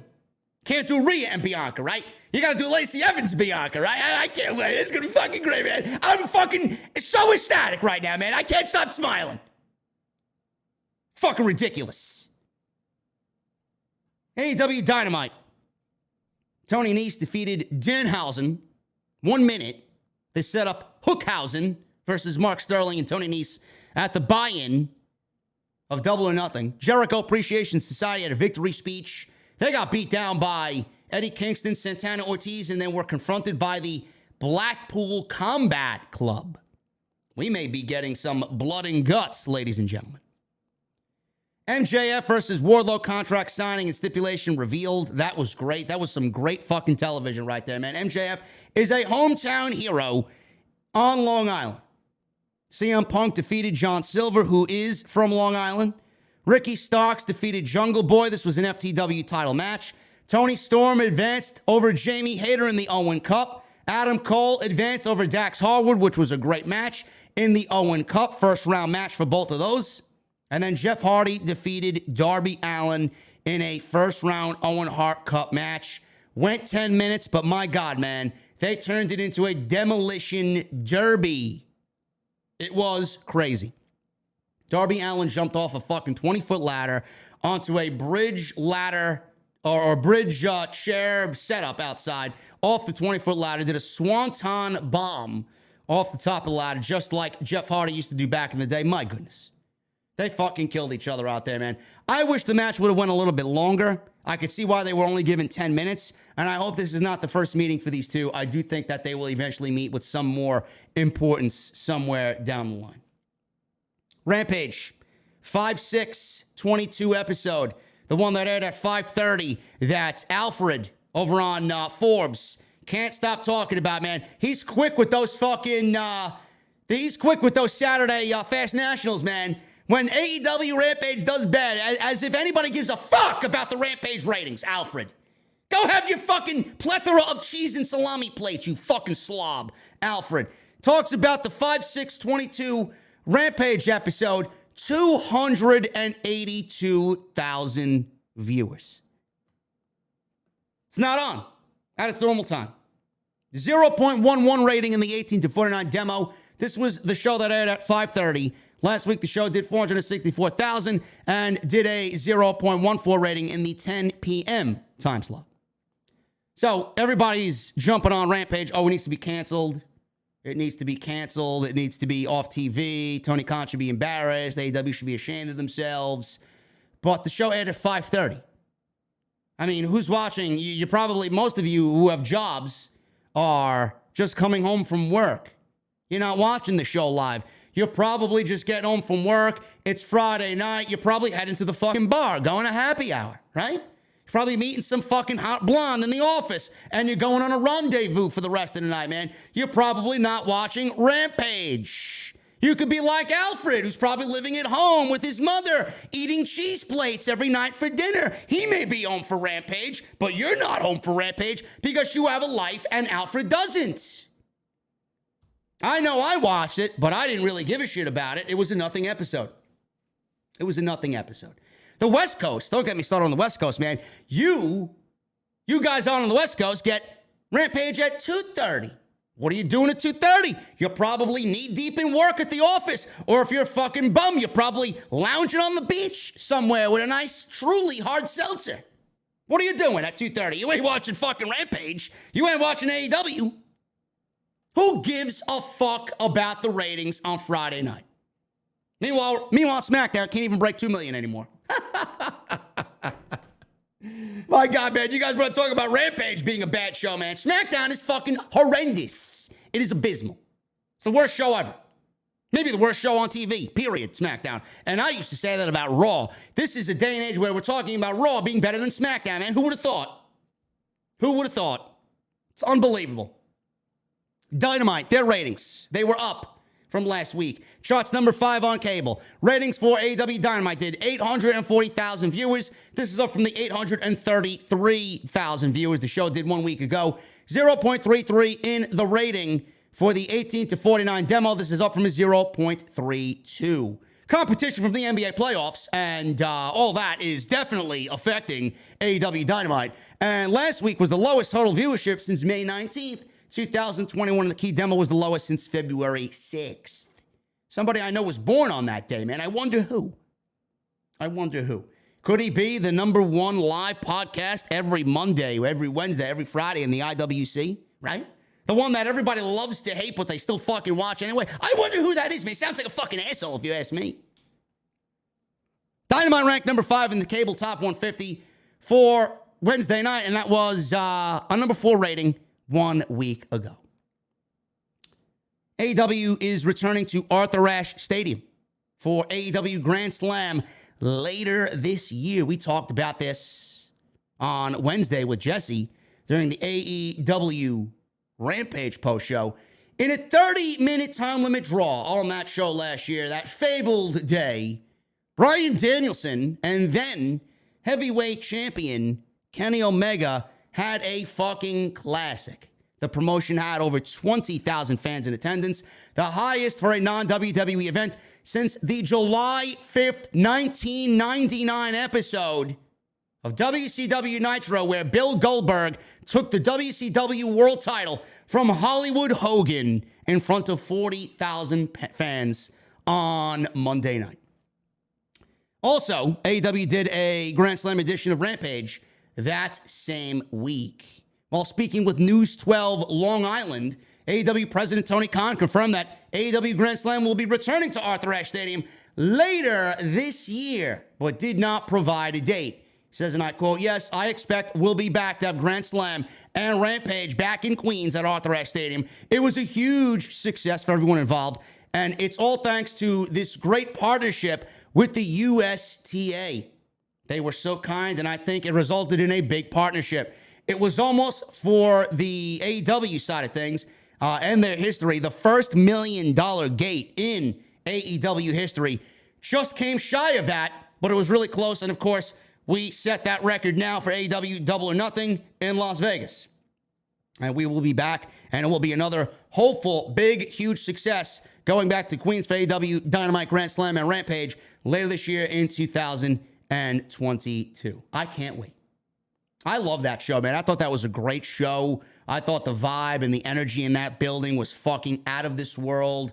I wish I was there to experience it, being that I'm only like 7 minutes away from the entire thing. But we need to have more like this every year, man. I love the yearly specials that go back to the place and have a special place for a set event. I love that. AEW has been so good with that, man.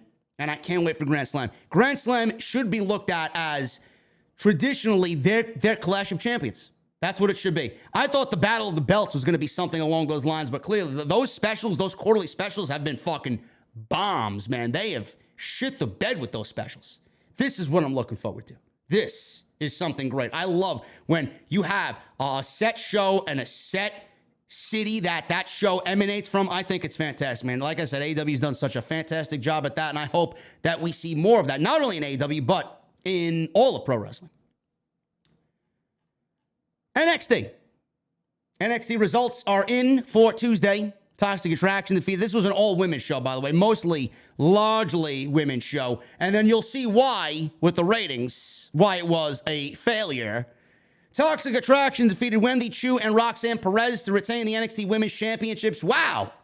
Wow, man, Roxanne Perez has been there for a fucking blueberry Danish and a cup of coffee, man. She's already getting a Women's Championship match and a Women's Tag Team Championship match. Wow, how things work out over in Tuesday Night Land, man. Holy shit. On NXT 2.0. Awful.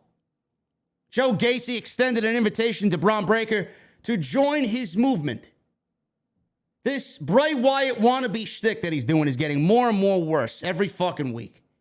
And by the way, it was Braun Breaker. He said something about Braun Breaker being kidnapped and dropped in the woods somewhere. So our NXT World Champion is now somewhere wandering in the fucking woods. Do we have anybody updating us on his status? Did he get eaten by a grizzly bear? Did he get bitten by a fucking rattlesnake? Did he fucking fall off a cliff somewhere into a ravine? Is he camped out by the side of the river, man? Fucking starting a fire by himself? Is he going all fucking wild nature on us? We'll be seeing Braun Breaker on the Discovery Channel. Where the fuck is he?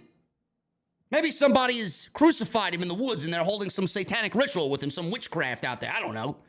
Maybe it'll be someone that Zach Bagans goes and investigate for the next episode of Ghost Adventures. I don't know. Where the fuck is he? Joe Gacy says he dropped him in the woods. I'd like to know. Fallon Henley defeated Sloane Jacobs in a women's breakout tournament match. These tournament matches lasted about 3 minutes. 3 minutes. That's all these women were worth. Alba Fire defeated Amari Miller. This was just this match. Believe it or not, I watched NXT. Alba Fire and Amari Miller actually had a decent match. That was probably the best match on the entire night. The best match of the entire show. And if you look at Alba Fire, who was Kaylee Ray, Alba Fire is Kaylee Ray. You look at Alba Fire, man. I like the presentation that they've done with Alba Fire. I thought they did a great job at reimagining Kaylee Ray. She looks like the female version of fucking Negan, but it is what it is, man. WWE, Bruce, listen, bro. You're about 4 seasons too late with the fucking Negan throwback, man. Maybe you just got to get caught up on the entire Walking Dead. Negan is a babyface now, bro. Negan's no longer a heel. She beats Amari Miller. Saray and Andre Chase defeated Tiffany Stratton and Grayson Waller. I like the pairing of Grayson Waller and Tiffany Stratton. It's like a Barbie and Ken dynamic there. Maybe good for them. Nikita Lyons, man. Listen. Can you tell me what the fuck is so special about Nikita Lyons? Listen, anybody in here, man, what is so special about Nikita Lyons? I can't figure it out, man. I can't put my fucking finger on it, man. What is it? It's got to be her technical in-ring savvy, man. I got nothing else here. What could it possibly be? She defeated Ariana Grace, who is the daughter of Santino Marella. She didn't look too bad, but very green out there, and she looked very generic. Natalya and Cora Jade were the main events. My God, man. NXT, you want to know what the rating was for this show, man? 500. Now that's giving it more than it actually deserves. 533,000 live viewers. This was down from 661,000 viewers. Yeah, but now please praise an all-women show, man. Right? You guys, all these geeks want Evolution 2. Look at the fucking discrepancy in the ratings. You want a Revolution 2? This entire show was 90% fucking women's matches. You gotta be kidding me. Nobody wants to see an all-women show, and especially with NXT, green as grass. Green as grass, man. And yes, Nikita Lyons, I'm sure you guys I see in the chat, she's going to be an incredible asset to the women's division. She may already be in some of your eyes. I don't know. NXT sucks.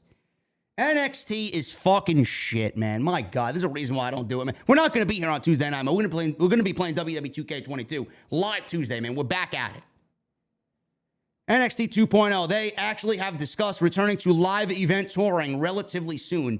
Now, WWE hasn't held an NXT house show since March of 2020. That was in the height of the pandemic. And that could be changing in the near future as the company is looking to take its developmental brand back on the road. Dave Meltzer noted on this week's Wrestling Observer Live that WWE's talked about getting NXT back on tour with the idea that they would run small shows around Florida, but won't be touring nationally as they've been before the pandemic and with the rebrand of NXT. This isn't the first time the company's considered going back on the road with NXT. Last June, it was reported that WWE wanted NXT to return to touring in July, but that did not happen. He says, and I quote, "Yeah, we've been talking about this for months and months and months and months, and obviously it's needed. In fact, there have been talks, and it's not official, but they're probably going to start touring relatively soon." I heard that last year. There was a time when it was like, it's about to happen, and then they did not pull the trigger. It's back to the talking stage and serious talking. There's, like I said, nothing official, but the belief is that they will be touring. Meltzer stated that NXT is likely to draw a few hundred people for these shows as a way for younger wrestlers to get more in-ring time in front of the fans. It's just something that they need to do, and it looks like they'll be doing it soon. Often they'll say that, and sometimes things move very slowly there. Yes, what Meltzer said is exactly what my line of thinking was when I read this story. Get these women, get these men who don't really know anything. They don't really gel with me or any of the audience right now. They know the basics of basics. Get them out there. Having work in front of a live audience is going to go a long way for these people. Work the live audience. Get them in the ring. Get them more reps daily. It is so, I could imagine it's so much different. I'm not a pro wrestler. I don't know, but I can imagine it's so much different than doing reps and the same thing over and over again in training inside the Performance Center compared to what it is in the ring to have a full-fledged match, playing to the crowd and showing off facial expressions and using your body language and selling and all this other shit. There's all a science that goes into it that you really can't get a full grasp of when you're working inside the Performance Center. If WWE was, I swear to God, man, and I truly believe this, if WWE was working house shows already with NXT, half of the people that you see on TV right now may not be as bad as they are now. So if this works and they get it working, I would expect everybody that's on TV right now to be a little bit better and move along faster. Maybe the show won't be as bad. I mean, Bruce Pritchard's riding, and I mean, it's going to be bad always. But maybe the talent won't be as fucking nauseating to watch as they are right now. So I'm all for this completely. NXT also is set with the next NXT In Your House special. The date for the NXT special on Peacock appears to be set, according to PW Insider, Saturday, June 4th. I will not be watching. Saturday, June 4th, I will be in Atlantic City at the Atlantic City 2022 Beer Fest with a large posse of people. I will not be considering doing anything wrestling related on that day because I will probably be drunk by the hour of 5 p.m. I'm letting you guys know right now. Nobody gives a shit about NXT. The report noted that WWE is yet to make a decision on whether the event will be held at the Performance Center or in a different venue. WWE wants to take NXT on the road. They want to do NXT as a standalone show, right? They want to do it WrestleMania weekend, the SummerSlam weekend, a Clash of the Castle weekend. You want this special to be different, right? You want this special to be different. So why don't you work out a deal with Full Sail and do specials like this inside Full Sail University? My God, do I miss Full Sail University, man. What a day and age it was for NXT inside Full Sail University. That's what I would do. I'm not putting this in an arena. I'm not moving this to a place outside Florida. I'm not doing it in the Performance Center. Just move it to Full Sail. Work out a deal with Full Sail. Get back in Full Sail. And with these quarterly specials that they want to do it in Full Sail instead of doing it in the Performance Center where it looks like every other fucking show. Make a big deal about it and make it look different. This is a change from what WWE originally was planning to do with NXT, says Dave Meltzer. They wanted to hold the In Your House special right right before SummerSlam. That didn't happen. Then they moved it to July. That didn't happen. Now it's June 4th. WWE used to do the In Your House theme in 2020 and 2021. They were takeover specials. This will be the first Peacock special since April's Stand and Deliver in Dallas over WrestleMania 38 weekend, which marked the first NXT show to be held outside of Florida in 2 years. WWE has confirmed the first match for this In Your House special as Cameron Grimes will defend his North American Championship against Carmelo Hayes. More than likely, he will be losing that title back to Carmelo Hayes. Next week on NXT, Cameron Grimes and Solo Sikoa will face Hayes and Trick Williams in a tag team match. As the storyline is Sikoa wants the next title shot. Hayes and Williams attacked him until Grimes made the save. Oh joy, man. Solo Sikoa has gotten very, very over in a very short amount of time. I would be shocked if Solo Sikoa is not the NXT North American champion before Carmelo Hayes. I don't really understand it. But if Carmelo Hayes wins it, he's certainly dropping it to Solo, and then Cameron Grimes can go and, I guess, get demoted to the main roster, and Cameron Grimes can be on the main roster, whether it's Raw or SmackDown. Carmelo Hayes could get promoted as well or demoted. But Solo Sikoa, man, he is over big time as a babyface, and the crowd really wants to see him win that North American title. I'd be shocked if that does not happen in NXT. Monday Night Raw. Asuka defeated Bianca Belair. They gave these women 4 fucking minutes. 4 minutes they gave these women on Monday night in the main event. Cody Rhodes defeated Austin Theory. This was via DQ. Bianca Belair was DQ'd as well. Asuka beat Bianca Belair by DQ. Cody Rhodes beat Austin Theory by DQ. Finn Balor defeated Damian Priest by DQ. You guys get my fucking drift about DQ. And I'm not talking about Dairy Queen. Rhea Ripley defeated Liv Morgan. She gave a very lame reason as to why she joined Judgment Day. She said, I got sick and tired of signing autographs at the airport, and then I turn around and I see those same autographs put on sale on eBay. No, Rhea, that's not the reason why you turned heel. That is not the fucking reason why you turned heel. My God, the verbiage and the fucking lines that they give these people on Monday night are horrendous. No, Rhea, that's not the fucking reason. RK Bro defeated the Street Profits, and you wonder why I want a merge of the tag team divisions. Sasha Banks and Naomi defeated Doudrop and Nikki T.R.A.S.H. Ciampa defeated Mustafa Ali. Miz was the special guest referee there. Ali was brought back to simply be embarrassed. Buried. And Veer Mahan, he defeated a local indie town, a local jobber, and that is getting boring as the weeks go on. Monday Night Raw rating. The rating saw an increase, says Brandon Thurston of WrestleNomics. The episode drew an average of 1.652 million viewers on the USA Network. This is up from the 1.581 million viewers the show did last week. Oh, but the NBA playoffs were on, so I guess it's not nobody talks about the NBA playoffs when it's up, right? That's a significant increase. 158 to a 165. What happened to the NBA playoff excuse? Monday Night Raw is right where they need to be. That's exactly what their median rating is, man. Fuck the NBA playoffs and that excuse, man. You guys should be ashamed of yourselves if you're using that for an excuse.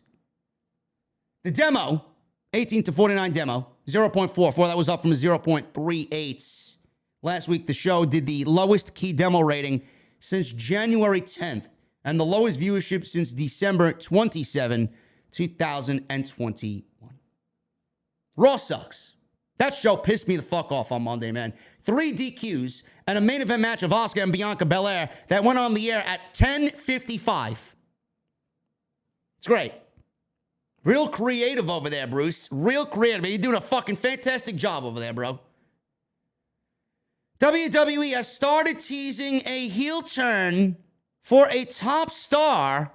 We may be seeing a split of RK Bro. What? JD, is this true? Looks like it.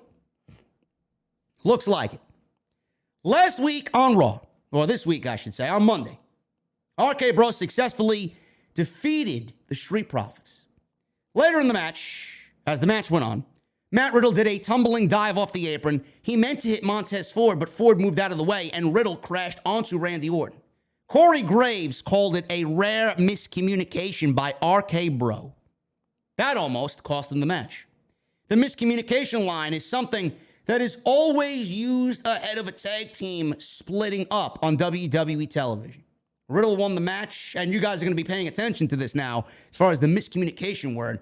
Riddle won the match for his team by catching Ford with a super RKO and pinning him. Later that night, Orton and Riddle appeared on Raw Talk, and Orton said that they unexpectedly had to defend the tag team titles on Raw, but they did it and retained them. Orton seemingly joked about Riddle using his finishing move a lot lately. Orton said, you are hitting a couple of super RKOs in the last week or so. Bro, you're blowing my mind. I might have to go back and use the Bo Derek because you're stealing my thunder. They want to see me hit the RKO out of nowhere. Bro, I got 10 more years of this stuff. I got to keep that RKO mine. I mean, Randy Orton is not incorrect there. So that may be, ha, ha, ha, they're bros, they're joking, ha, ha, ha. But this may be used as planting of the seeds right there. Seeds planted for RK Bro. This is the year. They're not going to be tag team champions past this month. They're not. Hell in a Cell, and that is it. And then after that, then we see the downfall of RK Bro. Then we get Matt Riddle, I hope, ascending the heights of WWE, and he's made into the next big star on Monday night. Otherwise, what the fuck are we doing here? What are we doing here? The plan has always been for Riddle and Orton to split up and start feuding against each other. The original plan was for Orton to turn on Riddle last year on their first night as a team, but Vince McMahon changed his mind. It may be one of the things that he changed his mind on that actually worked. It looks like that turn is finally happening, and it appears that Orton will be back to being a heel soon. I can't wait. I think Orton is so much... I don't mind Orton as a babyface, but I enjoy him so much more as a heel. WWE may also be splitting up Rey and Dominic Mysterio. Booyaka, booyaka. 619. Booyaka, booyaka. Rey and Dominic Mysterio may be a team no more. The father and son team have been big fan favorites where, I don't know, they've been off fucking TV for about 3 weeks now, thanks to Veer Mahan, and booked as a tag team on Raw. Raw has been without the Mysterios for about 3 weeks, now 4 weeks. Rey has publicly stated that he never wants to do a father versus son storyline with Dominic. Last month, WWE did an injury angle where Veer attacked Dominic, who was seen being placed on a gurney before being taken away in an ambulance.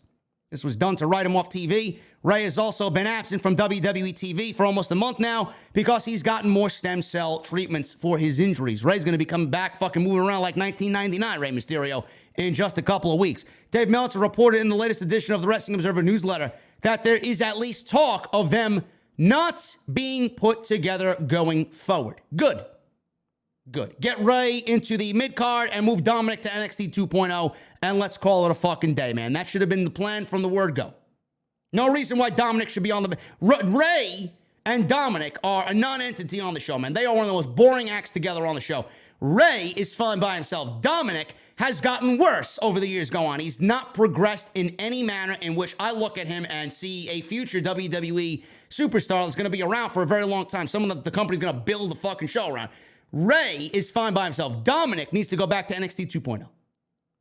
He made one appearance on there, and it looked like he belonged more than any other time on the main roster. He wrestled, who did he wrestle? He wrestled somebody. I forgot who the fuck he wrestled. Bobby Roode, maybe? I don't fucking know. He was on there, he wrestled somebody, and he looked great. Crowd loved him. He fit like a glove. Just move him to Tuesday nights and call it a fucking day, man. Seriously. Dominic is lame. He's lame. Nothing about him that resonates at all with the fans. He's only Rey's son. Other than that, he's just boring. And finally, guys, before we get into the super chats, you guys are about to get last call at the bar. Last call, get those super chats in. We're going to hang out in just a second. WWE is considering a fourth member of the Judgment Day faction with Edge, Damian Priest, and Rhea Ripley. The group is now a trio of these three, and though it seems like it won't be the end of the group adding members, because Edge says on Raw, and I quote, "We're not done. We're not done." It was Cruz Del Toro. Thank you, Donzel, in the chat. Cruz Del Toro versus Dominic, and he looked fucking good. Edge mentioned on Raw that he's not done, recruiting members. And that was not an accident. PW Insider is noting that there has been internal discussions about adding a fourth member to the group. Before the group was formed, the names pitched were Damian Priest, Rhea Ripley, and Tommaso Ciampa. With the first two now officially a part of the group, Ciampa would look to be the first choice to add to the ranks. WWE Hall of Famer Mick Foley has spoken highly of the group, saying that it could be a faction for the ages. If it's not Ciampa, it may end up being Ali. I think Ali would fit perfect in Judgment Day. I really do. I mean, they're burying him beyond recognition, and they buried him before he came back. So why not? Why not? I wouldn't mind Ciampa. I think that would be a great get for Edge and Judgment Day. I think Ciampa could use the fucking rub instead of being directionless on Raw. He's way too talented to feel directionless on Raw. But if WWE wants to put him in there, I'm not going to have any regrets about it or problems with it. I think Ali actually does deserve it a little bit more than Ciampa because he's been buried for far longer than Ciampa has, because Ciampa's only been there for 3 weeks. So we'll see what happens. But it looks like we are getting a fourth member of Judgment Day when all is said and done. Guys, I appreciate you hanging out. I appreciate you guys hanging out with me on this Sunday night, not Wednesday. Can't wait for Wednesday, man. Wednesday's Dynamite looks stacked. I can't wait. Monday Night Raw, on the other hand, I'll be live for Monday Night Raw tomorrow night. You guys know the deal. We'll be in the venue as always, hanging out on Monday night. Venue's always rocking and rolling after Monday Night Raw, man. So I'll be live then. Brand new week of content coming up. Should be fun. Make sure you guys are subscribed. Hit that subscribe button down below and turn on the bell for all notifications, man. We are nearing 133,000 subscribers on YouTube. Make sure you guys hit that thumbs up, man. We need 10 likes for 1,000. That's all I need, man. 10 likes. Continue to get those super chats in. We're going to hang out in just a second. Also, go check out my sponsor for today's show, man, Honey. Join honey.com/offthescripts. Thanks to Honey, manually searching for coupon codes are a thing of the past. No more. Honey is the free shopping tool that scours the internet for promo codes and applies the best one it finds to your cart. Honey supports over 30,000 online stores. They range from sites like tech and gaming products to popular fashion brands and even food delivery. Imagine you're shopping online on one of your favorite sites, man. When you go to check out, that Honey button will drop down, and all you have to do when it asks is hit apply coupons. You wait a few seconds as Honey searches for coupons it finds for that site. If Honey finds a working coupon for that site, you're going to watch the prices drop and you're going to save a ton of money. My fur babies, man, my Bacardi and my Bailey. I'm always shopping for their favorite food, their favorite toys, right? I'm always shopping to keep them happy. I save a ton of money every month, man, using Honey because I want to get them the shit that they need to be happy and be healthy. Honey has found over 17 million members, over $2 billion in savings. And if you don't already have Honey, you're straight up missing out on savings. It's literally free. It installs in seconds. And by getting it, you're supporting me. So it's a great cause. I'd never recommend anything I don't use. So you guys can get Honey for free right now. Join honey.com/offthescript. And I want to thank them for once again sponsoring today's OTS 430. Let's hit the super chats, man. We're going to start at the top. We're going to start at the top here. We're going to start with Joseph Taylor. He's got a $2 super chat. JD, how about Kushida as the Joker? No. I do not want Kushida as the Joker, Joseph Taylor. Lance Lewis with a $5 super chat. MJF will beat Wardlow to keep him strong for the AEW title. Wardlow will sign with Ring of Honor to piss him off. I can't see MJF losing 2 pay-per-views back-to-back. Lance, you may be right, but I can't see Wardlow in Ring of Honor, bro. Wardlow is AEW. I think you're going to ruin his momentum if you put him with Ring of Honor. Now, if Ring of Honor had solid TV and were shown weekly on television, that's a different story, but they don't. And you're not going to take Wardlow off of television. Derek Anawai with a $5 super chat. I hope you like your new place, Oos. Thank you, Derek. It's a work in progress, brother. It's a work in progress, man. ECW Hardcore 07 with a $5 super chat. JD, you are the funniest person in the IWC. JD Dice Clay Who are your favorite stand-up comedians? You just named them. Andrew Dice Clay is my favorite stand-up comedian, man. I also love old Dane Cook. I love Louis C.K. Those guys are my go-to, man. All old school stuff by both guys, especially Dice. I seen Dice once in Vegas, man. Awesome show. Jarrett Hopfinger with a $5 super chat. Put the title on Cody Rhodes so he can take the reins and keep WWE relevant. Bruce and Vince are not good at long-term booking. Reigns proved it.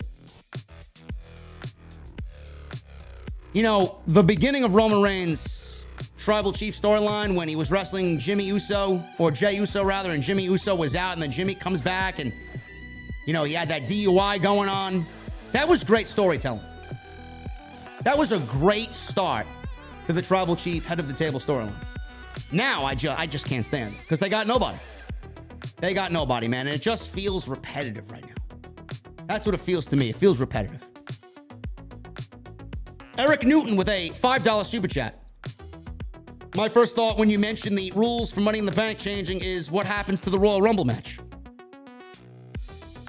Whichever championship opportunities are taken away at Money in the Bank, the Royal Rumble is going to get the scraps, bro. That's the way it's going to work. I don't like it. Royal Rumble should not be used for scraps.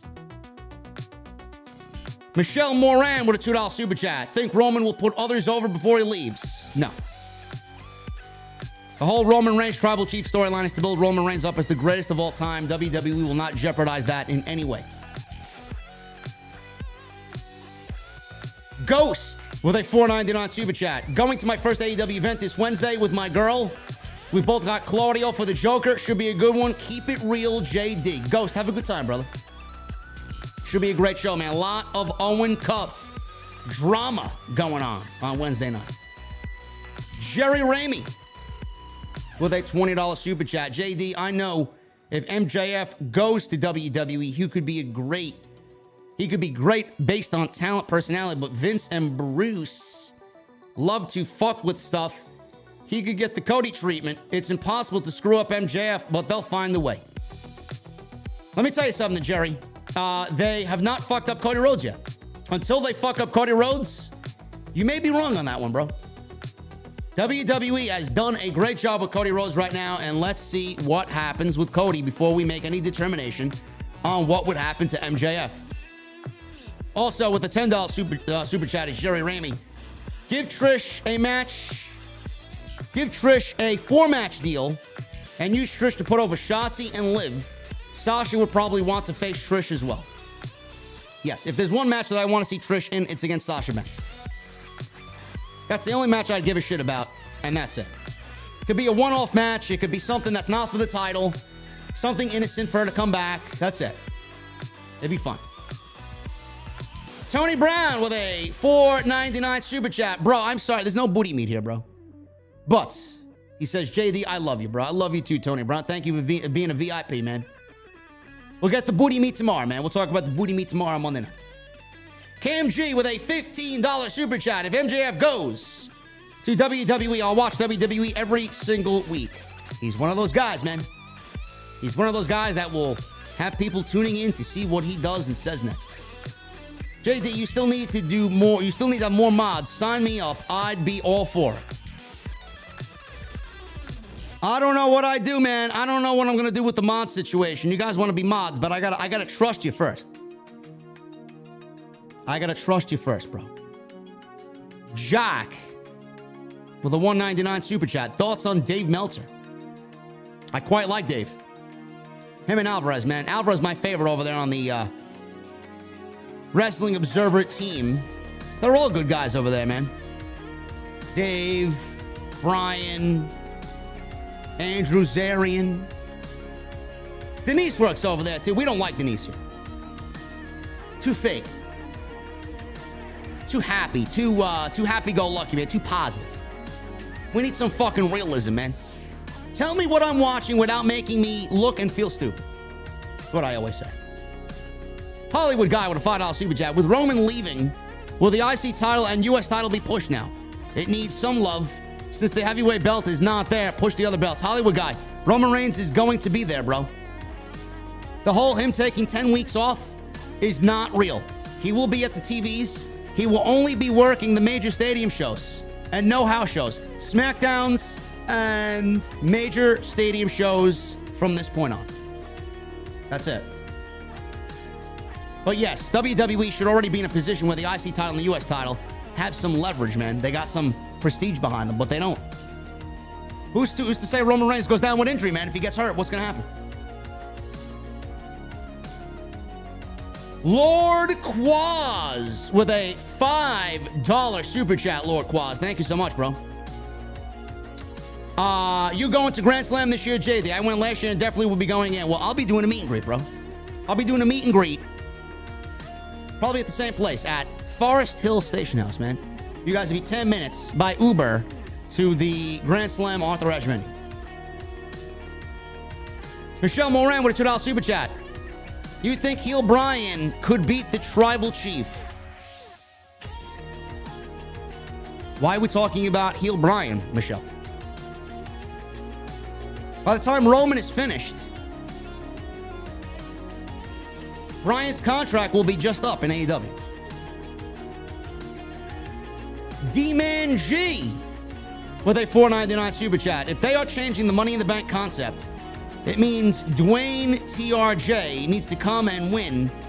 If it's not, it's a wrap for WrestleMania 39 and will suck. I don't know who the fuck Dwayne TRG is. Who the fuck is TRG, man? You talking about Dwayne Johnson? Dwayne The Rock Johnson? Why would Dwayne Johnson win the Money in the Bank briefcase? Can you imagine that? That would be awful. Bobby Trizzle with a $5 super chat. Riddle should turn heel and join the Street Profits and have RVD as a manager and be called the Smoke Bros because we want the Smoke Bro. Bobby Trizzle, man. I don't think I could ever envision Matt Riddle being a heel, bro. Why do we want to turn Matt Riddle into a heel? Randy Orton is going to turn heel. It will be heel Orton versus babyface Riddle. Joseph Taylor with a $2 super chat.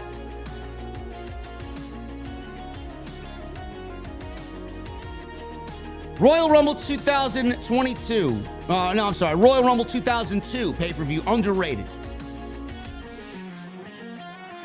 I think that whole entire pay-per-view year was underrated, man. SummerSlam 2002 was probably my favorite SummerSlam of all time.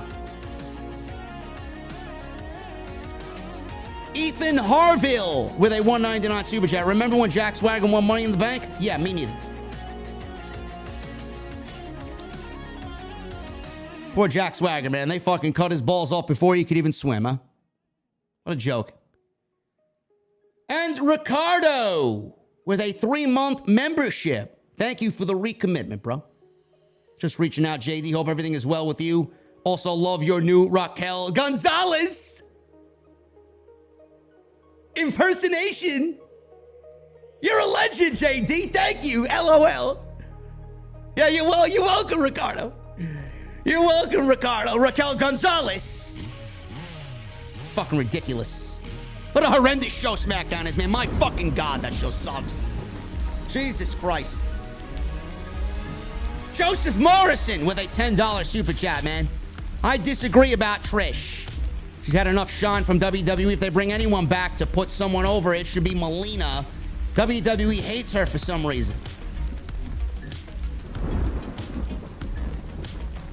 Bro, why do you think WWE hates Melina, bro? Why do you think WWE hates Melina, bro? I mean, Melina's awful, man. She got eliminated in about 30 seconds of the Royal Rumble. That's what WWE thinks of Melina.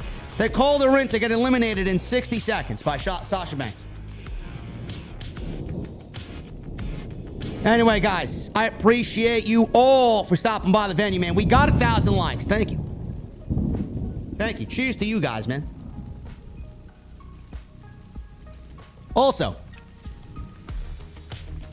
thank you for all the super chats. Thank you for the 1,600 live in the venue. Issa, I see you. You know, I love that Issa is here the entire stream, man. We don't see her say anything when she's here. Watching in the shadows is Issa. Always great.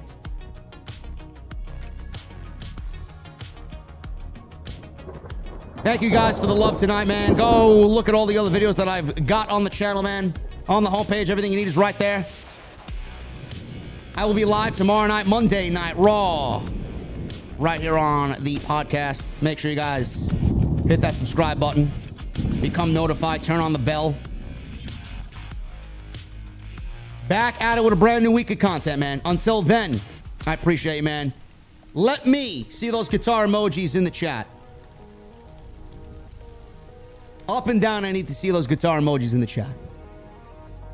If for my VIPs, man, I know you got them. Let me see those Mustang emojis in the chat as well. And also, I need that music on fucking max. I'm getting out of here, guys. I'll see you live tomorrow night after Monday Night Raw right here from the OTS venue on Off the Script. I'll see you guys later.